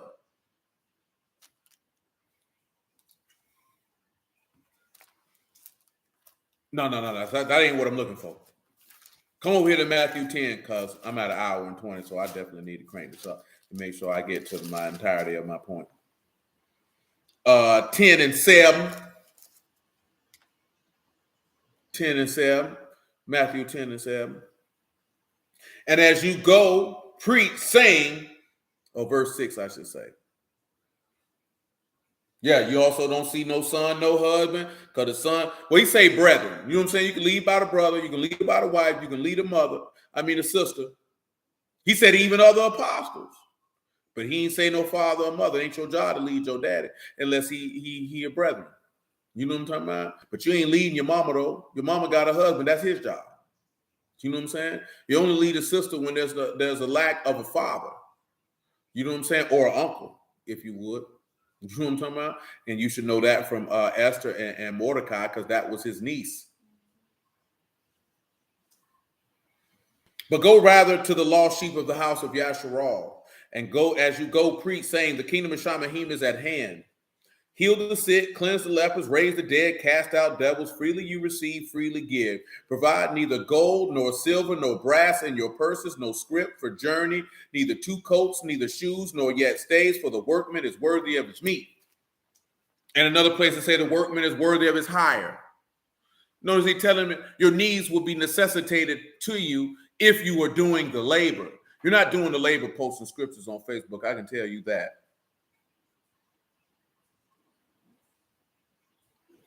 I can definitely tell you that. Men who are actually doing the labor, that man said they worthy of what they're given. But notice that Paul made the reference of, but we don't use that power because it would stop the gospel. So we don't do it. Which goes back to we're unprofitable servants just doing what it is our duty to do. You know what I'm talking about? I just say this because I know a lot of brews, they complain. They say brews don't break bread. They don't get no money or none of this here because probably more than likely you don't appeal to their desires to where they want to give it, because there's a lot of brews out here getting gained in a lot of different areas, in a lot of different ways, because these men are appealing to their desires and they want to give it to them. And they don't care. And I'm just telling you, be careful of the nation building brews, man. I'm trying to tell you. Because you can't build something that don't belong to you. And how are you building a nation if only one person really benefits, or it's in the organization's name, or it's in the leader of the organization's name? That's not building anything, because all of it belongs to him. You know what I'm talking about? If you were building something, then each individual person would have their own. And then they can take their own and put it in the pot for the benefit of all. You know what I'm talking about? But if each individual person, you ain't built nothing. You built yourself under the guise of you care for the people, knowing that these black people want to come together. Oh, we Israel, we need to come together. This, that, that, and the third, and they play on that. Take it as a game if you want. A lot of y'all ain't been around no con men and sleaze balls, so you don't see a con. You don't know a con when you see one. You know what I'm saying? I know a 2-bit charlatan. When I see one, I wouldn't dare. You know what I'm talking about? I'm talking about, as much as some of them dudes on the internet might be found to be entertaining, I wouldn't dare send them niggas some money. I know what this nigga doing. You know what I'm talking about? Man, look at, man, I don't trust no nigga pop up Cash App, Venmo, PayPal, and you supposed to be preaching the word, and that's the first thing I see this in your flyer, in your bio, running at the bottom of the video. I don't trust that, my G. You know what I'm talking about? Ain't no real man of God gonna do that. The man ain't gonna ask you for nothing. If you give it, you give it. He ain't asking you for nothing. He damn sure ain't talking about donate to my Cash App. Some of y'all know, y'all done seen some of these dudes out here in their videos, in their posts, in their lives, talking about hit me on the Cash App, hit me on the PayPal, shoot me a Venmo, donate to the ministry. Come on, man. Where you see the Lord asking people to donate? Where you see the apostles asking people to do that? That's supposed to be done out the volition of your own heart. Ain't nobody supposed to ask you to do that. You already know it needed to be done before it was asked. Why somebody need to ask you to do that? Come on, man. And we go for that? You turn your head to that? That ain't right. It ain't right. You know what I'm saying? But that's just my perspective. 19 and 13 Leviticus. That junk ain't right. And we know it too. But you want to talk about the Christian pastor doing it. Shoot, at least the Christian pastor out front with it. Nigga, break bread. You know what I'm talking about? Then the Hebrews come back behind and complain about how no brews don't want to get no money because you ain't coming up like you thought you should. Go get a job, nigga. Verse 13, Leviticus 19. You shall not defraud your neighbor, neither rob. The wages of him that is hired shall not abide with you all night until the morning. You got that man money, pay that man. You shall not curse the deaf, nor put a stumbling block before the blind, but you shall fear your Alahym. I am Yahuwah. You shall do no unrighteousness in judgment. You shall not respect the person of the poor, nor honor the person of the mighty. In righteousness shall you judge your neighbor. I don't care if they got money or they don't got money. You better judge by what's right. You shall not go up and down as a slanderer or a talebearer among your people. Neither shall you stand against the blood of your neighbor. I am Yahuwah. What does it mean to stand against the blood? Well, when you stand, you have a mod. Don't endure or to take one stand, a standing attitude, stand forth, to remain or to continue, to be presented. So don't round here and take a stand in no sins with your neighbor. Go ahead and let cuz rock on that on his own. Let's continue. You shall not hate your brother in your heart. You shall anywise rebuke your neighbor and not suffer sin upon him. See how the law ties into what James wrote? Brethren, if any of you do err and you convert one who err from the truth, now you've covered a multitude of sins, because you should not hate your brother in your heart. You should anywise rebuke him. Because see, some people hate their brother. They have an extreme hate, and they want to see him fall. They want to see him in his iniquity. See, you got some real hoe niggas out here, man, at the highest level, if you didn't know. You shall not avenge nor bear any grudge against the children of your people, but you shall love your neighbor as yourself. What does that mean, to bear a grudge in the Hebrew language? Well, what does it mean to bear a grudge? It is natar. It is to keep, to guard, to reserve, to maintain. You guarding negative feelings against your neighbor, you going to hell, boy. You know why you going to hell? Because if you bearing a grudge, that means you ain't forgiven, and you want your iniquities forgiven, but you ain't forgiven somebody else, therefore they will not be forgiven. The law, see, everything the man telling you is already in the law. When he told you forgive that you might be forgiven, this thing literally says, do not hold, keep, or maintain against any of the sons of your people. Don't hold anything, and of course, avenge is nakam. Don't take any vengeance. Don't do any of that. You seen that with David and Nabal. He ain't had no business doing that, whether Nabal was evil or not. All this stuff in the law, man. And they think the Lord came with something different. And he didn't. It's just that men lack complete, total understanding, because people don't read the word to understand the word. They read it to be right in disputes, debates, and arguments with other people. Do you know what I'm talking about? And we don't do that here. I'm just letting you know that now, if you didn't know. We don't do that here. We're here to understand the word of Yahuwah. Come back over here to 1 Thessalonians chapter 4, pick it up at verse 1.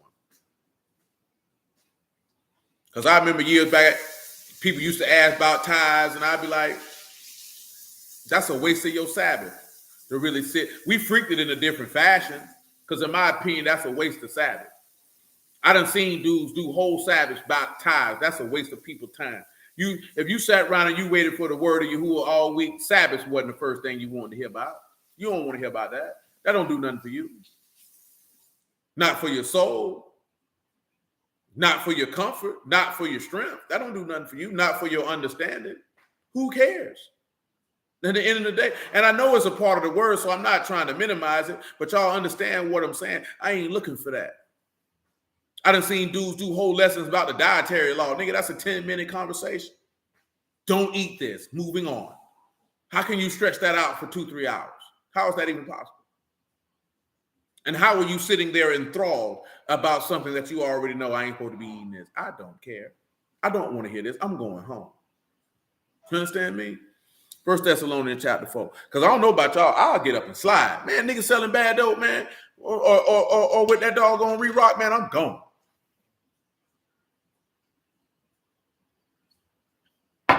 I ain't finna sit there and listen to that. 1 Thessalonians chapter 4, verse 1. Furthermore, then we beseech you, brethren, exhort by the Lord Yahushua, that as you have received of us how you ought to walk and to please Alahym, you would abound more and more. For you know what commandment we gave you by the Lord Yahushua. For this is the will of Alahym, your sanctification, that you should abstain from fornication, that everyone should know how to possess his vessel in sanctification and in honor. And I'm glad I read that, because I heard these niggas, man, they was on that stream last night on that pt5 stream. I don't know what it is with these women these days and times that want to play with a man's rectum and feel like that a man should allow them to do that. Talking about, oh, he just want to have boring sex and this, that, there, and the third. And I'm like, what's wrong with these people? But then two of them went ahead and wanted to quote Hebrews 13:4. Do y'all know what Hebrews 13:4 said? It says marriage is honorable and the bed undefiled. And I want to ask y'all this here while it's in my brain, because this is another passage that is used and misused greatly. Do y'all understand what that passage means? It's important because we read in the verse that he said you need to know how to possess your vessel in sanctification and in honor, and praise be to Alahym. It came to my mind, so I need to make sure y'all understand what that means. Verse 4, marriage is honorable in all, and the bed undefiled, but whoremongers and adulterers will Alahym judge. Do y'all understand what that means when he said the marriage bed is undefiled? Because some of y'all know they were saying the marriage bed, he said, as long as you married, you can do whatever you want to, that bed undefiled. And I'm telling you now, that's not what that means. Who did not understand what that means, or who never even gave it a thought? Because I done heard many people say, oh, man, look here, man. You can't say you, and this nigga had the nerve to say, You ain't less than a man if you let a woman penetrate your rectum. Nigga, then what you call it? Because ain't no man worth his salt, especially not no man who serve you, who gonna let nobody penetrate his rectum. Boy, you done became a sodomite, boy. That man say no sons of Yasharal shall be a sodomite. Come on, man. These people are outraged. Now, of course, these not people who really in the word, but that type of stuff disgusts me. Because people take this man's word and they misinterpret it and misuse it and say things that he ain't saying. Do y'all understand what that passage means? Who don't understand what it means? I'm dead serious about this here, man. I'm not joking about y'all. I seen the junk offended me.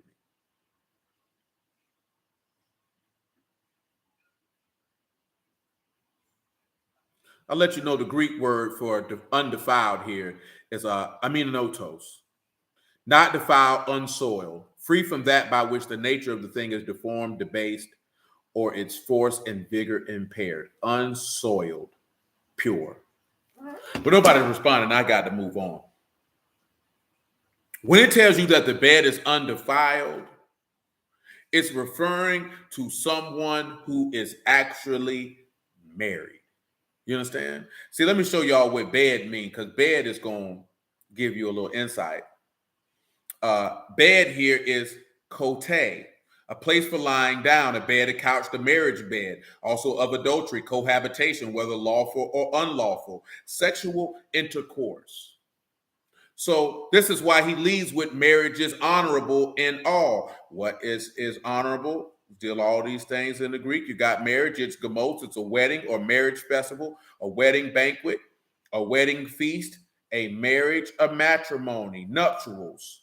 So a marriage feast or marriage is honorable. Honorable means of great price, of precious, held in esteem, or especially dear.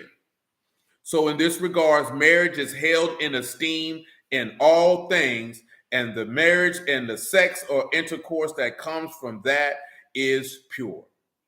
Not that you can play with your husband booty hole. You know what I'm saying?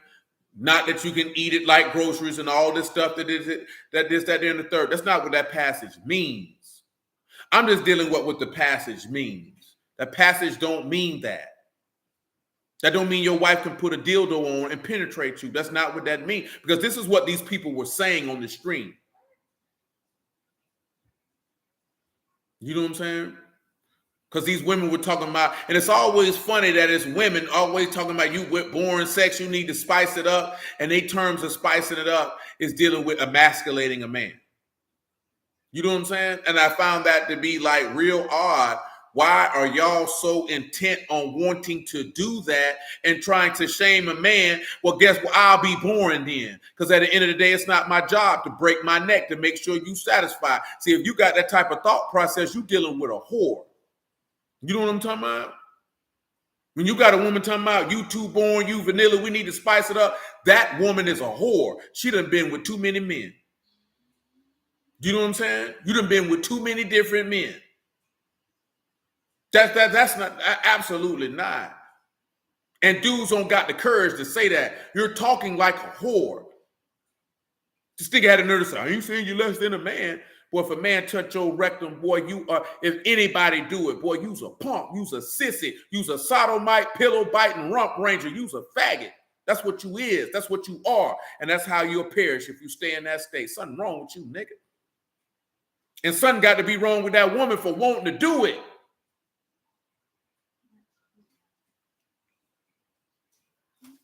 You don't know how to possess your vessel in sanctification and in honor. Something wrong with that.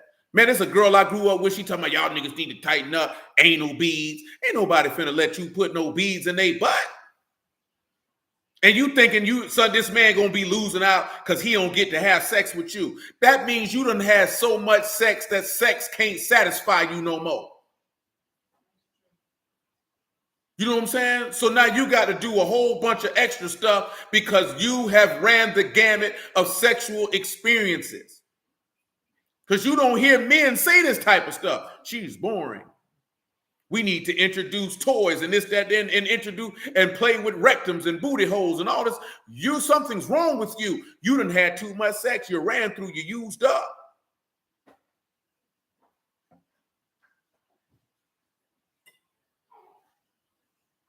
or you watch too much porn. Now you want to try it on people. 1 Thessalonians 4:4.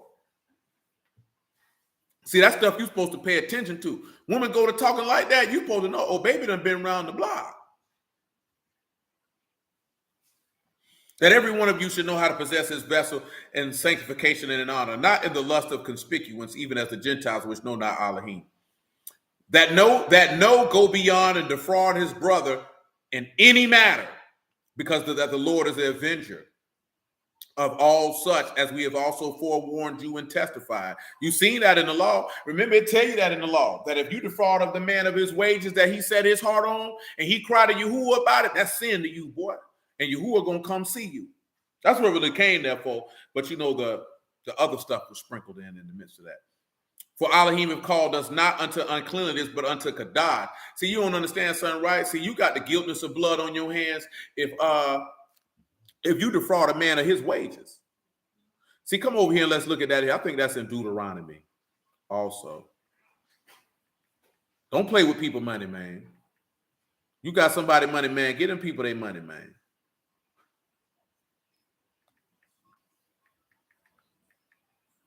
See, a lot of people don't like to give people their money, man. I don't like to play with people. I like to go and get you off my books. You know what I'm saying? I like to get you off my books. I'm trying to remember where it's at.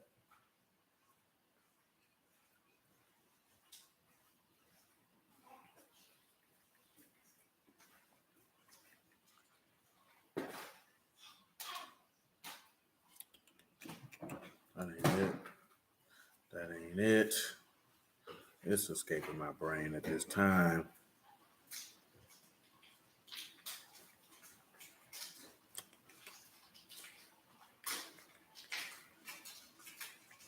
There it is. Deuteronomy 24, y'all.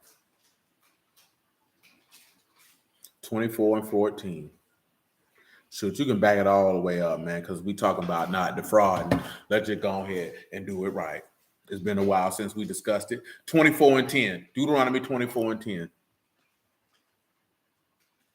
Because I ain't going to lie to you. We talking about deliver them from blood guilt. It's a lot of brews got blood on their hands for this here. I forgot what I was listening to that caused it to come to my mind. But you know, it came to my mind like when you dealt with David when he tried to want to give him the threshing floor. He said, "Nah, I pay you for that, my G." You know what I'm saying? I can't take that from you. See, sometimes some people, man, just be wanting stuff for free. Instead of having the honor and the fortitude to say, "Nah, man, I give you what it's worth." He said, "I give you what it's worth." See, the reason why we don't have that thought process because we're raised in a society where you, especially in the black community, you taught to try to get over. You know what I'm saying? Try to finesse and make a move and get to come out to be the best one on top. Man, you ain't always got to do that, man. Sometimes you just got to be a man of honor and just do stuff the proper way. Because David was the king. He could have took that threshing floor and not thought nothing of it. He told the man, absolutely not, man. I'll give you what it's worth. That man would have took anything. He'd have took anything. And remember, the threshing floor was being offered because, you know, David had counted the number of the people, and Yahuwah was executing judgment upon the people according to what David requested, and they were coming down there to make burnt offerings unto Yahuwah. You know what I'm saying? And this man was willing to give David this one here, and David said, "Nah, bro, I pay you for that of proper value, not gonna give you less than what it's worth." You know what I'm saying? It's stuff like that. You're supposed to look at that from that viewpoint as a man and operate like that. That's what it means when he said this was a man after my own heart, because that's how Yahuwah operate. See, we don't pay attention to stuff like that because that stuff they're dealing with, that's not you trying to be beneficial to yourself. You're trying to be beneficial to another man and do what's right.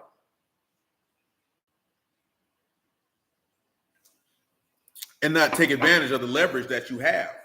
He was the king. He had leverage.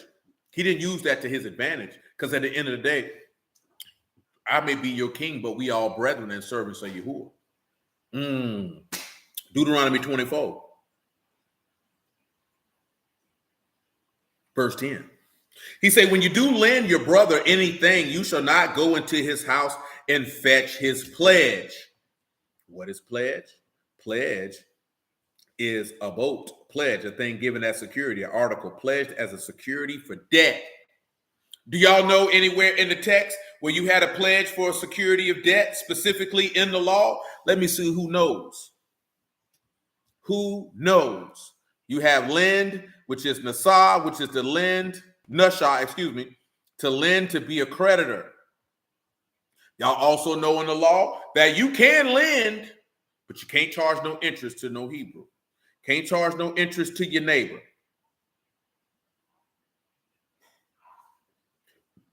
And of course, fetch is a bot to take a pledge.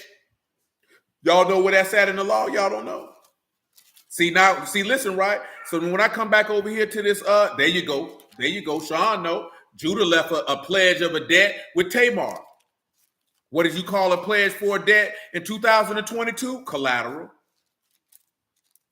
Yes, sir. That's collateral.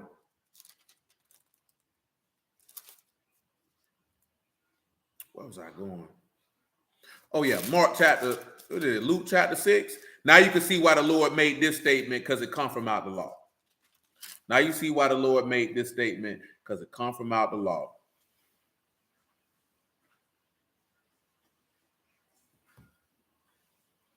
Hold on one second, man. I'll go check that out for you.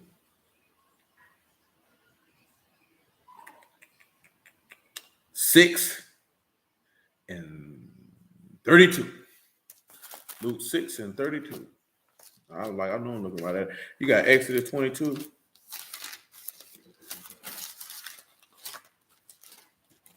And 25 and 26. Yeah, this is more so basically dealing with what we finna read.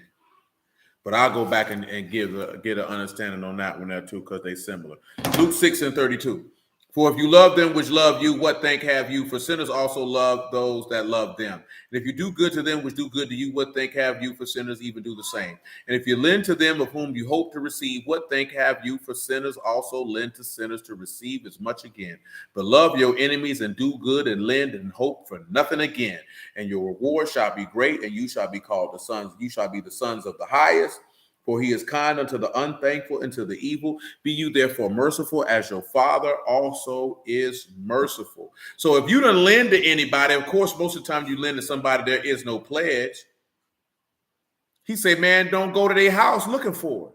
You know how that offends so many people. That nigga owe me money. I want my money. I done told you this before. I live by this here. Don't lend, give. Don't give nobody what you can't stand to lose. That's what a lot of niggas be messing up at. Y'all be lending money you ain't got.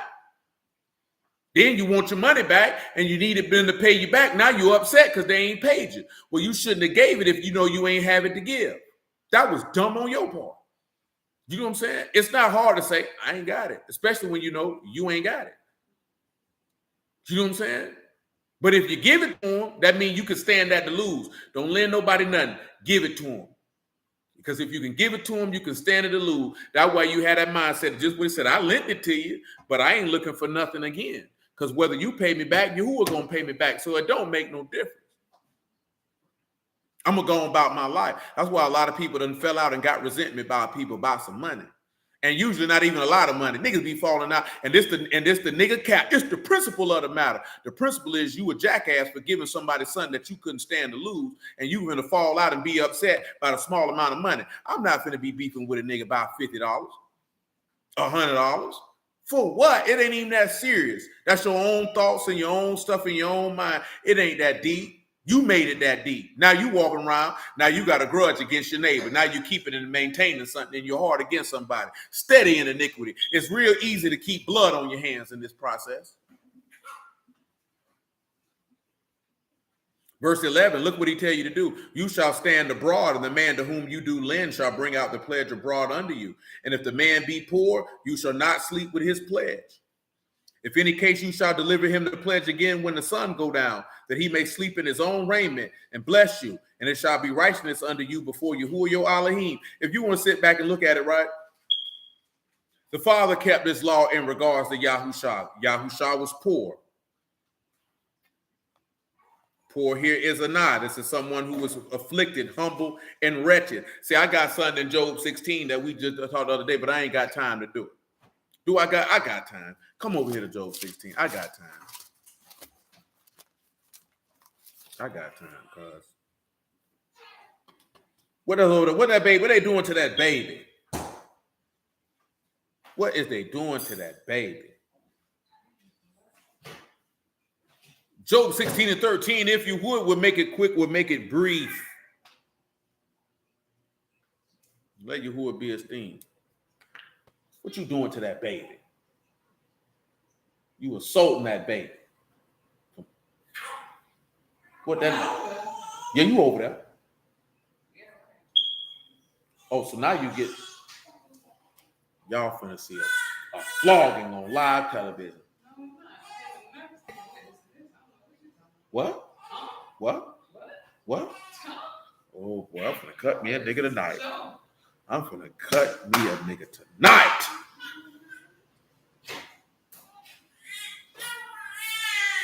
Mm-hmm. And the baby know it too. She gonna help me. What you mean, whatever? What you mean? Shoot, just because you got the breast milk don't mean she gonna side with you. Disrespectful bastard. 16 and 13. Job. His archers compass me round about. He cleave my reins asunder and do not spare. He pour out my gall upon the ground. I want one of y'all to go in that Job 16 and 13. I want you to look up that Hebrew word for gall, and I want you to tell me what you find. See, I already know what it says. Not because I just know what it says, because we just talked about this the other night. So, look up that Hebrew word for gall. Tell me what it says. Because it still is dealing with delivering me from blood guilt. Deliver me from blood. Deliver me from sin, if you would. Because the only way that you can get a clean heart in you is if you have a desire to be delivered from your sins. See, it's a lot of people, they don't want to be delivered from their sins. Bitterness? No. You shouldn't have got bitterness out of that one. Not out of 16 and 13. You shouldn't have got bitterness when he said he pour out my gall on the ground. Oh, I see why you say from its bitterness. I understand why you got that. My apologies, sir. What you should see there is bile. Do y'all know what bile is? Who knows what that? See, Janae got. Y'all know what bile is? Somebody in the chat share with the people what bile is. Yes, sir, Brother Reynolds. Yes, sir. My apologies, Darius, because you got the bitterness on there. That's definitely on there. When we were talking about it the other night, we were just squarely focused on the bile. So that's my apologies, because you was right exact in that regard.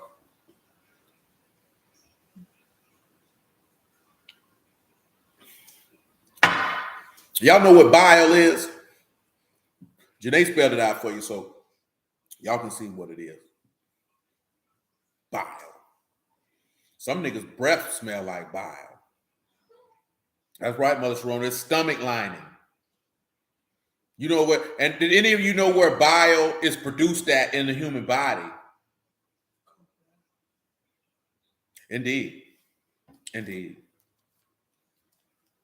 Who on this stream knows where bile is produced at? Yes, sir. Digestive fluid in the human body. Yes, sir. Gallbladder, kidney area, all that good old stuff. You know what I'm talking about? So then you know what ends up happening? You take a trip to Proverbs chapter 7, right? Just take you a trip to Proverbs chapter 7, right? And when you take your trip to Proverbs chapter 7, you take a look at verse 19 or verse 18. Shoot, you could make it verse 16 just to give some more added information for the people who may be unaware. I've decked my bed with coverings of tapestry, with carved with fine linen of Egypt. Of course, you know when Yahushua was buried, he was buried in fine linen. Is that not correct? And then, of course, he said, I perfumed my bed with myrrh, aloe, and cinnamon. And before his death, that woman came and anointed him with nice, fresh spices. And he said, she has anointed me for my what? For my burial. Come, let us take our fill of love unto the morning. Let us solace ourselves in love. Because love because love is stronger than death. And a man would give his whole house for love. It'd be utterly contemned. Ain't that what Songs of Solomon told you? So he came to take his fill of love with this woman, because remember, he that covered for transgression seek love. He demands, he exacts it. See, when he set up in the greater love have no man than this, that a man lay his life down for his friends. When he went up there on that tree, he was taking his solace of love with this woman until the wind, until the morning. For the goodman is not home. He's gone on a long journey. My Alahym, why have you forsaken me? He have taken a bag of money with him. He will come at the day appointed. With her much fair speech, she caused him to yield. With the flattering of her lips, she forced him, Judas, hail, master, and kissed him. He go her after her straightway as an ox go to the slaughter. That's Psalms 44. We are all slain as lambs led to the slaughter. Does not Isaiah 53 tell you that he was slain as a lamb to the slaughter and brought to the sheep shearers? Or as a fool to the correction of the stocks, because a fool's back is made for stripes. And they beat the Lord because he said we're fools for Hamashiach's sake. Because in the eyesight of man, this is foolish. Remember, he said salvation is foolish to those of the world, but it's salvation to them that believe. Till a dart strike through his liver, and a bird haste to the snare, and know not that it is for his life. And you see that dart, and what did they do? They hit him in his side, and what came out? Blood and water. You don't think some bile or some gall came out of his side on top of that? If I hit you in your stomach with a spear, all the digestive lining, all the digestive fluid, everything in of itself is coming out.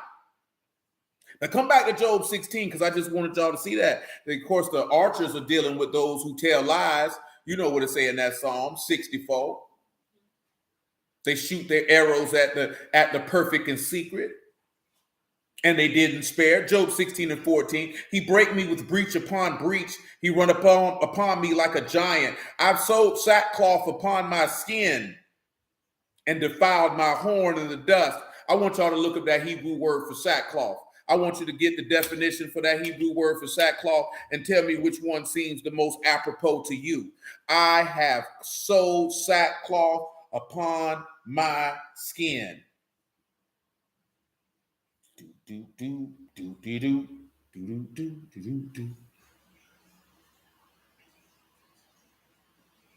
Somebody to give me the definition of sackcloth in this passage and tell me what sticks out to you.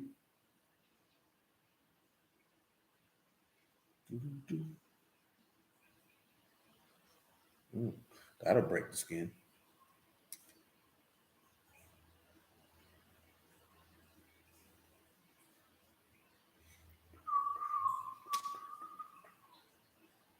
Let Yahuwah be esteemed. His word is like a force multiplier.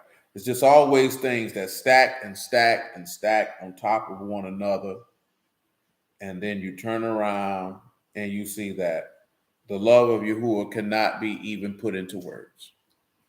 Yes, indeed, sir. For mourning and humiliation. So he has sown humiliation on his skin. And of course, Isaiah 53 talks to you about humiliation, does it not? The reason why I'm mentioning all of this is as we're in this particular law in Deuteronomy 24, and you can return to Deuteronomy 24, and we will pair it with the Exodus 22, which is speaking of the same matter.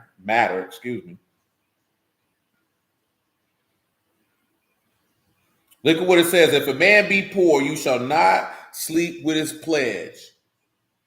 Remember what he said in Isaiah 40 that, let me show y'all something about what he said in Isaiah 40. Come on over here, man. Because, people say a lot of things about a lot of things. 40 and 28, if you would. Have you not known, have you not heard the everlasting Alahym, Yahuwah, the creator of the ends of the earth, faint not, neither is weary, no searching of his understanding. See, Yahuwah don't sleep, get faint, don't weary, don't do any of these things. You understand? Why is that important? Because he said, if a man be poor, and we know Yahushua has been made poor. That's why we read the Job 16.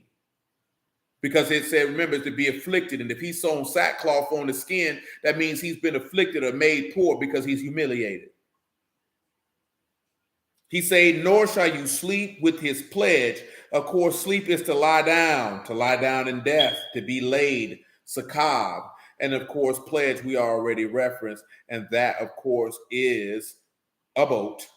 A thing of security or article pledged as a security for debt. Do you not understand that Yahushua was pledged as a security for the debt? Because you sold yourselves for nothing, but you shall be redeemed without money. Do you not understand that Yahushua's body was a pledge for debt? How do you think he's going to be able to cover your rebellion? What is he covering it with? He's covering it with his ruach. The ruach HaKadosh, which would be literally putting on his body. That's a literal covering, a literal garment. That's the pledge for the debt. That's why if you don't have it, that means you still in debt. And he going to have to exact the debt, and he going to have to slay you. Let's continue. If any case you shall deliver him the pledge again when the sun go down, that he may sleep in his own raiment and bless you, it shall be righteousness unto you before Yahuwah your Alahym. So look at this here, right? So when you look at the context of what's going on in the law exactly, you would give your raiment as a pledge for the debt. You understand? Yahushua gave his body as a pledge for the debt. So when you look at this, in any case of you shall deliver, which is shub, which is to return, you know what the pledge is, when the sun go down, that he may sleep. Indeed, that he may sleep or recognize in his garment, in his own raiment. Raiment is salma, shan, lamad, meme, and hay. Garment, outer garment, wrapper or mantle, dress or clothes. Y'all don't even realize that they took this man's garment as a pledge in the text, do you not? Do y'all remember where y'all seen? Where can you tell me in the Gospels that you seen them take this man's clothing as a pledge? But see, the difference is Yahuwah gave him a different set of, man, I'm giving away too much before I even let the question settle in your mind. You know what I'm talking about? I done gave away too much for it to settle in your mind because we already talked about half of it in Proverbs 7. So let's just go over here in Matthew 27.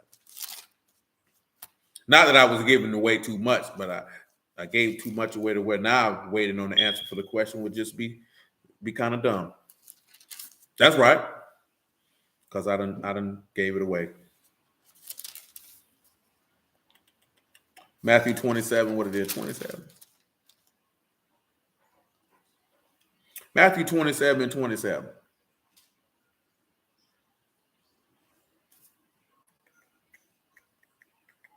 Then the soldiers of the governor took Yahushua into the common hall. That's right, yes, ma'am. And gathered unto him the whole band. They stripped him and put on him a scarlet robe. But when they platted a crown of thorns, they put it upon his head and a reed in his right hand. They bowed the knee before him and mocked him, saying, Hail, Malach of the Yahudim. And they spit upon him and took the reed and smote one on the head. And after they mocked him, they took the robe off him, put on his own raiment, and led him away to be crucified. And there came out, they found a man, Cyrene, Simon by name. Him they compelled to bear his stake. And when they would come unto a place called Golgotha, that is to say, the place of the skull, they gave him vinegar to drink, mingled with gall. And when he had tasted, he would not drink. And they crucified him and parted his garments, casting lots, that it might be fulfilled, which was spoken by the prophet. They parted my garments among them, and upon my vestures they did cast lots. See, this is where we get nice with it. You know what I'm saying? Not that we get nice with it, but where we get some understanding, if you would. We looked at earlier how I said that Adam and Eve put on their own garments, correct? So we would look at this in the aspect, not as if Yahushua is trying to cover his own sin with his own garment, but he had on his own clothing. You know what I'm talking about? This is the clothing that was made for a pledge. But when he was buried, what do we see? Turn back around right over here to 57 in Matthew 27. And what do we see? When the even was come, there came a rich man of Arithmia named Joseph, who himself also was Yahushua's disciple. He went to Pilate and begged the body of Yahushua. Then Pilate commanded the body be delivered. And when Joseph had taken the body, he wrapped it in a clean linen cloth. Now, we just read in Proverbs 7, right, that he had the clean linen, correct? Or put on the linen of Egypt. You understand? So do y'all know what it tells you about good linen? Let your garments always be white. Let your head not lack any oil. Of course, you all know what the book of Revelation say, that that's the fine linen, clean and white, which is the righteousness of the saints, right or wrong. So when you see him getting put in this garment, and of course, when Yahushua rose, he rose with this linen, because that is the pledge. He didn't allow the sun to go down on that pledge, if you understand what I'm telling you. He was able to rest in his own garments. This also takes you back to what's in Zechariah 4, if I'm not mistaken, on the chapter, that Yahushua, son of Jehozadak, was in a filthy garment, and he told him to put on a fresh one, and he put fresh linen on it. Let's look and see if he put fresh linen on it. Let's just verify it. And I want you to understand that, because all of this is pointing to him having the garments of the son of Adam versus the clean linen, is showing you the difference between the son of Adam and the son of Alahym, and your transgressions being covered, that he might demand love, because now you can get a change of clothes the same way that he got a change in clothes. You know what I'm talking about? But there's more things that we can deal with that in due time. It's chapter 3, not 4, my fault.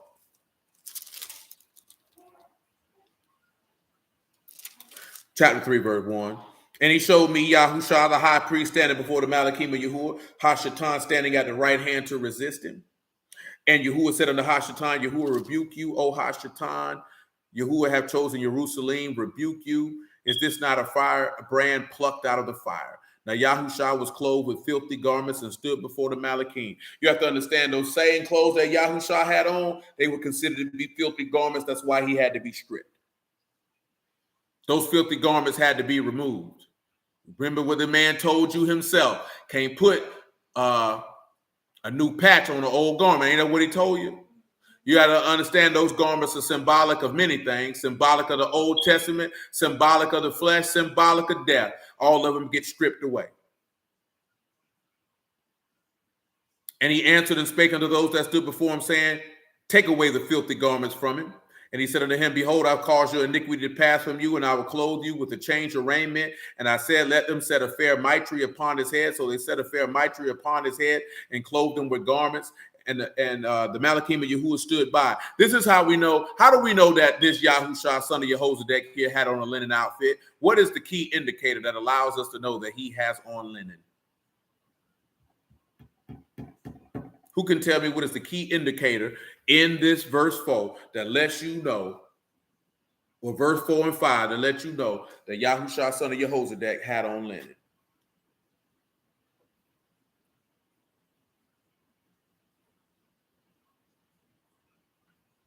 This will cause you'd have to know the law to be able to answer that.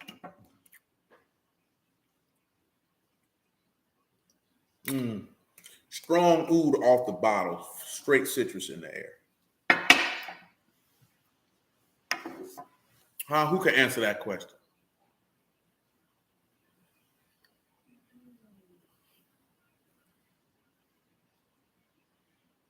Is anybody able to answer that question? Is the question. I'm about to let y'all out of here sooner or later. Later or sooner.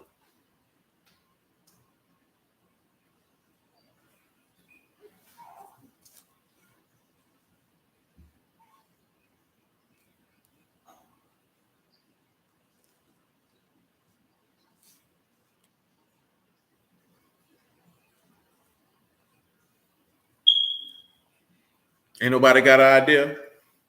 What lets you know that was linen that Yahushua, son of Jehozadak, had on?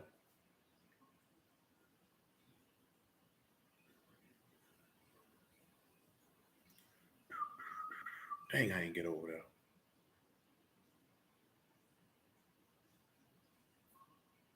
Oh, no, ma'am. No, ma'am. Not in that instance. Not in that instance. Verse 4 and 5 is what's going to let you know how we know Yahushua, son of Jehozadak, had on linen.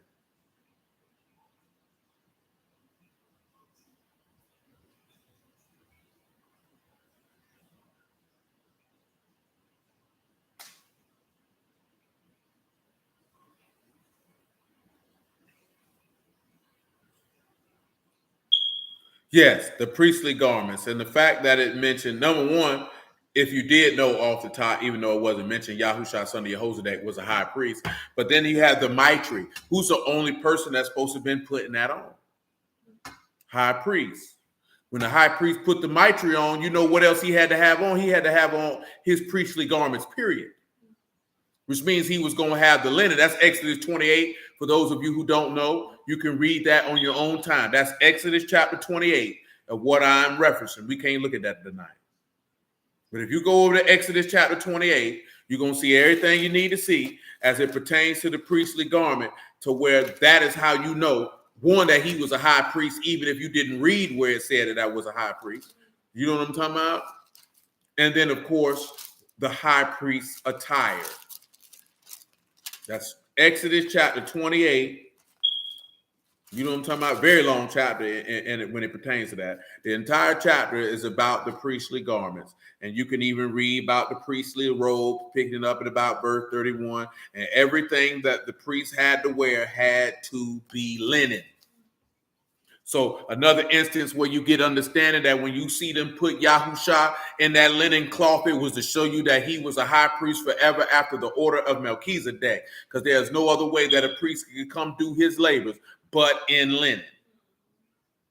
Can't go into the inner sanctum but in linen. That's how that works. You understand? So when you turn around and you see him giving his pledge and don't let the sun go down on his pledge, you see Yahuwah is a keeper of his word, because he didn't go to sleep on it. Come on back to Deuteronomy 24. Do y'all understand? Is it clear for you? I need to make sure, because that might be a little tricky. 24, what it is, 13.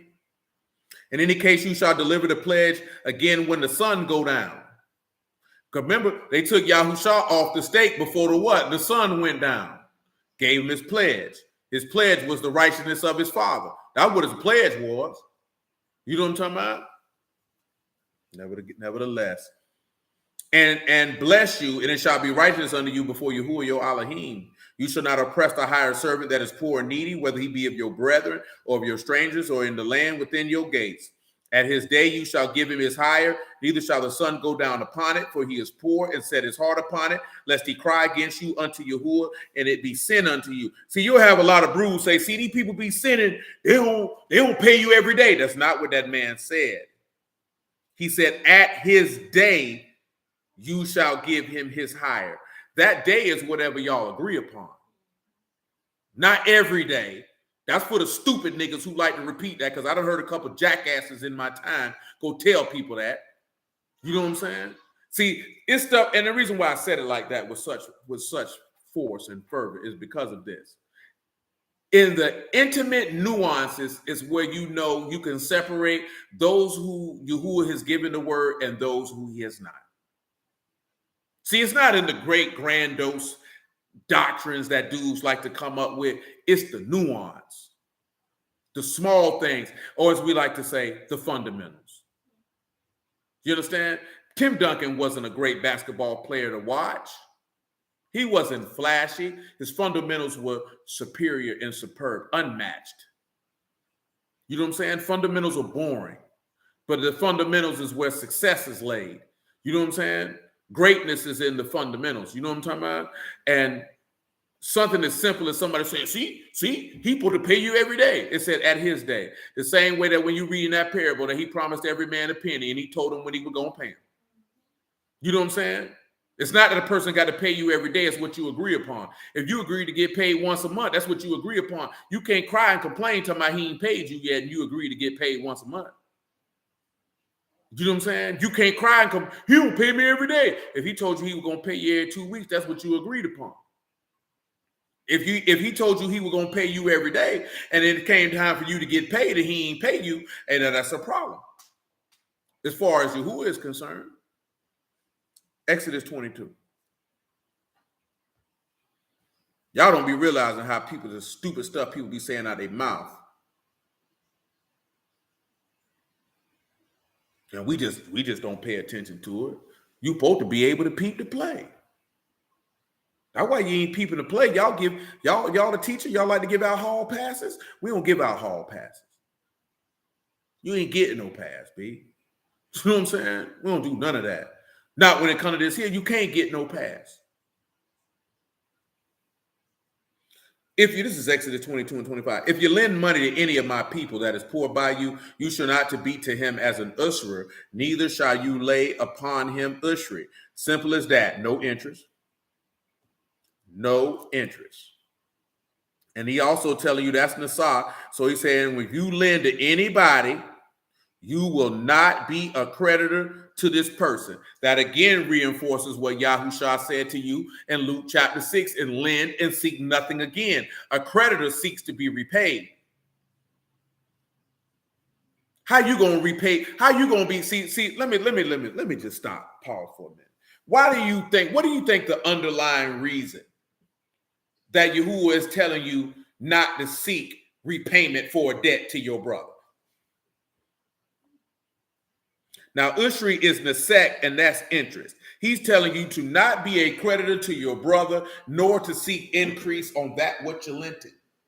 Yahushua said, lend and seek nothing again. Ain't that what he said? Now, what do y'all think is the underlying reason why Yahushua said, don't be a creditor to your brother?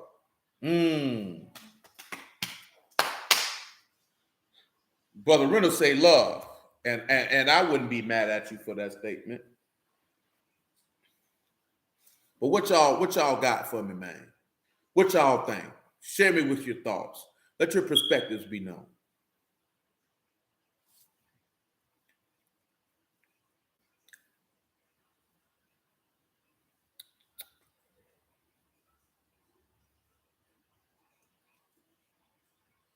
He didn't hold the debt. It's better to give than to receive. And those are good answers, both of them, truth be told. Especially the latter. Shoot, both of them actually equal. But Mother Sharona got what my mind is headed to. He didn't hold your debt, so why are you holding somebody else's? Huh? How you gonna be a creditor and you in debt to somebody else? Remember what he told you when you prayed? Forgive us our debts as we forgive who? Why you think he tell you don't be a usra, don't be a creditor to the children of your people? That's why he tell you that. And this is what I mean about the underlying. That can only be given to us because we have the fundamentals. Shalom, man. See, when we have the fundamentals, you see how it's simple as that every one of the three people that answer is better to get it and receive. Exactly. If the creditor is a slave to the lender, you're putting your brother in bondage. You know what I'm saying? When you already in bondage yourself and your creditor sets you free and expunge your debt. You remember the parable? He say, right minute, he said he forgave them all. You understand? See, the whole point of you not being a lender or creditor to your neighbor was to sit back to show you how you ought to forgive your brother. Oh, man. Now you can sit back and what do you see? I would deliver me from blood guiltness, or deliver me from blood, deliver me from my debt. You know what I'm saying? So then you're going to turn around and what you going to do? You're going to deliver your brother from his debt. Come over here and let's look at that parable since I'm mentioning it. Because y'all know what to say, the borrower is the servant to the lender, right? So now you want your brother to be your servant when he's supposed to be a servant to the Lord. Now you see why he say lend and seek nothing again. Because guess what? Yahuwah lent to you and sought nothing from you other than love. Because we already done read that. Well, we finna read it. I forget what chapter it's in. It's probably in Matthew.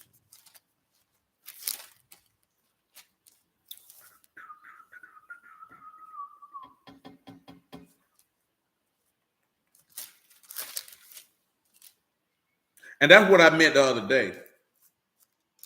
That's right. And during Jubilee, he cancels all debt. And that takes us right back again, Mother Sharona, to the pacify, the atonement that he gave you the blood for. Because the blood is the payment. What does it tell you in Psalms 49? Can any of you redeem your brother? You can't redeem it. You can't do that. And that's what I meant when I was telling you that dudes be talking about love, but these niggas be lying. You know what I'm talking about? These niggas be lying. These niggas don't love nobody because they can't even sit back and see the elements of love in the text, or much less execute them. 18, Matthew 18 and 23. That's right. We instructed to release the debt. So why you even remember they got in trouble for that in the book of Ezra, did it not? That they had them put the debts on the people, didn't want to let it go.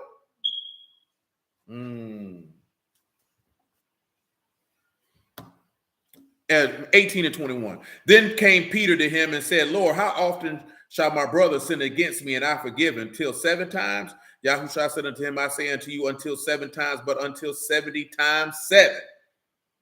Therefore, the kingdom of the Malkuth of Shamahim is likened unto a certain Malik, which take account of his servants. And when he began to reckon, one was brought unto him, which owed him 10,000 talents. Before as much as he had not to pay, his Lord commanded him to be sold, and his wife and his children and all that he had, and payment to be made.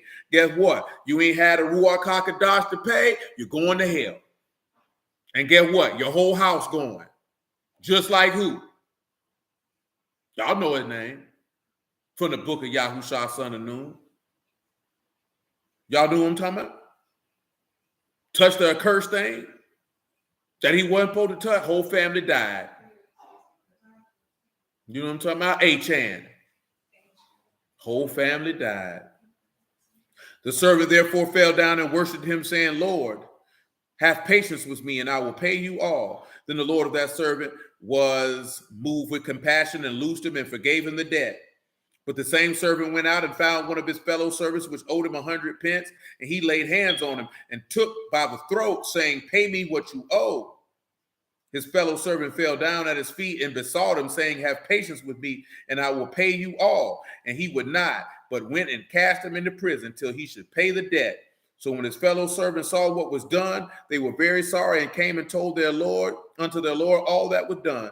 Then his Lord, after that, he called him, saying unto him, O wicked servant, I forgave you all that debt because you desired me. Should you not have had compassion on your fellow servant, even as I had pity on you? And the Lord was wroth and delivered him to the tormentors till he should pay all that was due unto him. So likewise shall my heavenly Father do also unto you, if you from your hearts forgive not every one of his brothers that trespasses. He said tormentors. Well, you're going to hell. You know what I'm talking about? That man ain't playing. Come over here to Matthew 6 on the house. That man ain't playing. But see, Bruce don't like to talk about that. Because because that goes back to what we read in the law. Oh, you holding a grudge, you maintaining, you keeping against your neighbor. That's a violation of the law. Boy, you going to hell. Everything he just said is what the law has already taught you to do this.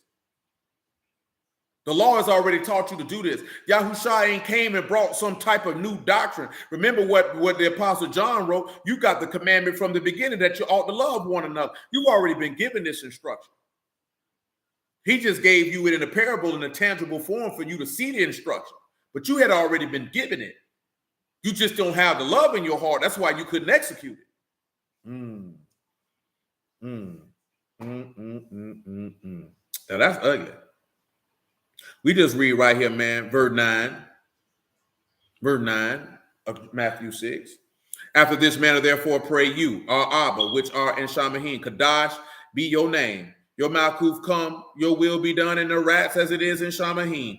Give us this day our daily bread, and forgive us our debts as we forgive our debtors. That's where your Jubilee come in at. Come back to Exodus 22. That man said, don't be no creditor to your neighbor. Don't be holding no debt over your neighbor. Have compassion and pity on him just like you want compassion and pity on you. That's how you get delivered from blood guiltness right there. He said, he that loved his neighbor, loved his brother, has passed from death unto life. That's what the book say. These people don't believe that, though. Verse 25, Exodus 22. If you lend money to any of my people that is poor by you, you shall not be unto him as a creditor, neither shall you lay upon him interest. If you at all take your neighbor's raiment to pledge, you shall deliver it unto him by the sun going down. See, that's what it was supposed to be. They gave you collateral. I'm coming back to get this. You know what I'm talking about? Again, Judah and Tamar is that. That's another conversation. For that is his covering only. Is it his raiment for his skin? Wherein shall he sleep? And it shall come to pass when he cry unto me that I will hear, for I am gracious. So you're going to try to keep it once the debt been paid? Well, you can't do that. Don't do that. And we know that the Father did not do that with the Son. He did that in order to do what? To cover your rebellion, that he might get love. Don't you understand when you do that, that person should love you back? That's what the Luke 7 was about. That's why he say, he that loved much, much is forgiven. He that loved little, little is forgiven. But we'll stop right here for now. Hallelujah for Yahushua in the word. Yahuwah willing, man. We'll pick it up on tomorrow around the same track and same movements. You know what I'm talking about? I bless y'all at the house of Alahym in the name of Yahushua. I appreciate y'all time this evening. Prayerfully, y'all understood all of these things. You know, your Father in heaven is a very merciful man.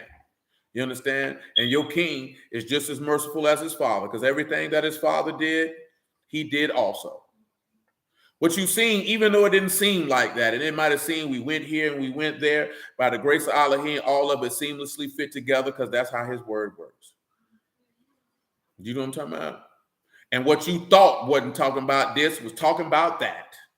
And all of what we discussed this evening was, how do you even get delivered from blood guiltness? You get delivered because of an atonement. Why you just sat back and look at how the atonement was done? Because somebody had to pay a debt. Somebody was willing to pay a debt.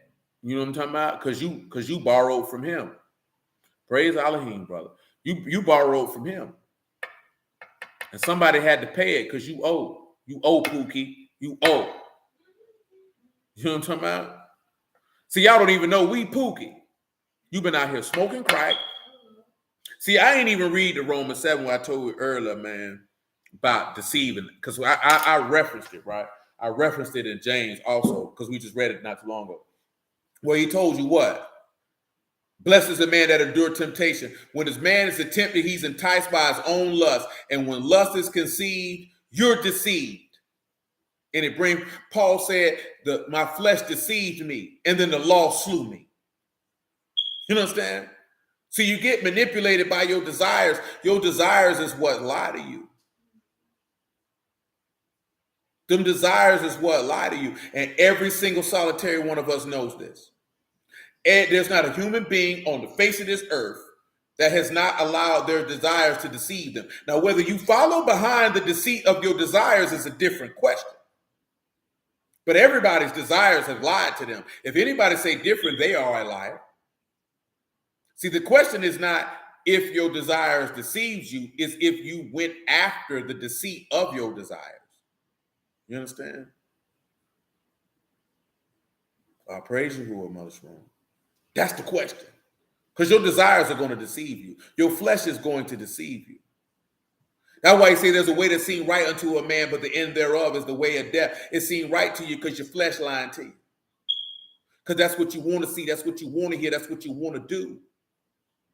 See, when your desires to Yahuwah, that does not happen. It doesn't happen. It's not going to happen. You know what I'm saying? It's not going to happen. Because Yahuwah does not deceive. It's impossible for him to lie. So how is he going to deceive you? There was no guile found in his mouth. There was no deceit. He didn't do any violence. So he's not going to lie to you.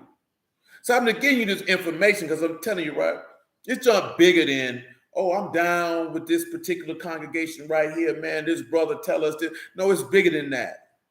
All of you are men. All of you go out in the world and you forge dealings and relationships with a multitude of people. I don't know these people. I don't seek to know the people that you know. Ain't none of my business who you know and who you interact with. That's on you. You know what I'm talking about? But you got to have the wisdom and skill to be able to ascertain who you dealing with and to deal with them accordingly to how they behave. You ain't got no business out here getting deceived. This man saying, I told you before. This man say, be not deceived. That means he give you the information so you don't get got, and you not getting got because your desires to the will of Alahym and not to your flesh. That's how you don't get got. He done showed you what to do. You know what I'm saying? All we doing is giving you the tools, man. You know what to do. It's just, is you gonna do it. You know what I'm talking about? You know what? See, a lot of brothers, they feel like, I'm not holding nobody's hand. I'm not chasing behind no grown men. You know what I'm saying? Oh, are you there to strengthen your brethren? Absolutely. But everybody is a man. You know what I'm talking about? And as a man, you got to stand on 10 toes as a man on what it is that you say you stand on and believe on, and you move your life on. And you got to think like a man. You can't say, I want to be a husband and a father just so you could tell a woman and some children what to do, but you can't lead your own self. Because that's what most dudes are. I'm a man. This woman gonna listen to me. She not gonna listen to you when you don't listen to you, nigga. You know what I'm talking about? You don't listen to you. So why she gonna do it? You know what I'm saying? You gotta look at that, man. How you expecting somebody to respect you when you steady getting gamed on? You steady getting duped. That's what the dude in the group I was in was talking about. I understand what he was talking about. He said, I don't feel sorry for him. I say, unless a dude don't really know. To understand the detriment, see, it's different, right? Hey, man, you know, you letting your desires rule you, whatever the case may be, but boom, boom. But after you done told somebody and they keep getting got, then no, I don't feel sorry for you. You are a certified idiot. You deserve what you get. See, people don't want to hear that because it's emotionalism. It used to be people, they used to be like, oh, you said you'll let people crash. You're doggone right, I'm going to let you crash. If I done told you once, twice, and you don't listen, I'm not finna stop you from crashing. See, people think you're supposed to stop people and get in the way for them destroying their lives. No, you're not. No, you're not. That's not my job. You know what I'm saying? My job is not to stop you from destroying yourself. You's a fool. You know what I'm talking about? That's absolutely not my job. That's not in my job description. The Lord didn't do it. Why you notice people say that? Why the Lord ain't run behind the scribes and Pharisees to stop them from crashing? He let them crash. He told his apostles to leave them alone and let them fall in the ditch. That's what he told them to do. Because that's what you want to do. Because at the end of the day, that's the emotional, and that's what some people, my parents didn't do this here. Oh, you wanted them to beg you and chase you to validate you, to feel like you had some type of control. That's what you really wanted. You wanted to be able to be on top. See, I'm going to go ahead and let you get in that car. I told you the brakes don't work. I told you the accelerator don't work. You jumped your stoop behind in there anyway, wondering why the car won't slow down. You deserve to die. You know what I'm saying? You deserve that. That's all you can do. You deserve to die. Because you had already been told. You know what I'm talking about? You deserve what you get, meaning you're going to have to deal with the consequences of your choices. I'm not going to mock you or ridicule you, but I'm going to have to let you sit there and stew in the consequences of your choices.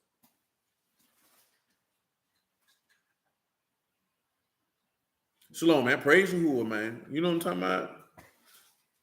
Yeah, man. You know, you got to let people deal with the consequences. Because at the end of the day, I'm going to be honest with you, and every one of y'all know it. Anytime you did something, you knew the consequences of what you were doing. You weighed them out in your mind. You know what the difference was? You didn't think the consequences would ever come due. You thought you was going to be able to skirt them. You know what I'm talking about? I ain't gonna lie to you. Any crime I ever committed, boy, I knew the consequences would come behind it. That's why I was never mad or upset for going to jail, except for just getting caught or putting myself in a position to get caught when I ain't necessarily have to. It could have been avoided to a certain extent. But at the end of the day, man, I knew what came along with what I was doing, man. I wasn't lying to myself. Now I get in the man, you cracker done locked the nigga up, man. You know that? Come on, man. Nigga, you standing outside with a pocket full of rocks, my G. You know what I'm saying? Luckily, they ain't catch you with the fire. You in the trap house, man. What you thought was going to happen? You riding in the car with work, man. What you thought was going to happen? You got dope in the car, smoking weed and speeding. I never understood that. Man, I never sped in my car, man. I followed all traffic laws when I had work in my car, man. All traffic. I ain't speeding, ain't running no red lights, complete stops at all stop signs, all that, man. Man, I got 3-4 ounces of crack in the car. You know what I'm saying? Why would I do that? That makes no sense. Because you feel like the consequences ain't going to happen to you. And then they happen. And that's how people feel when they out here living any kind of way contrary to the word of Yahuwah. That's why he say because a sentence against an evil work is not executed speedily, it's privily in the hearts of the sons of men to do evil. You don't feel like the consequence going to come. So you like, I'm going to do what I want. Don't do it, bloodbath. God bless y'all at the house of Alahym in the name of Yahushua. I appreciate y'all. You who are willing, man. We're going to pick it up on tomorrow and make it do what it do.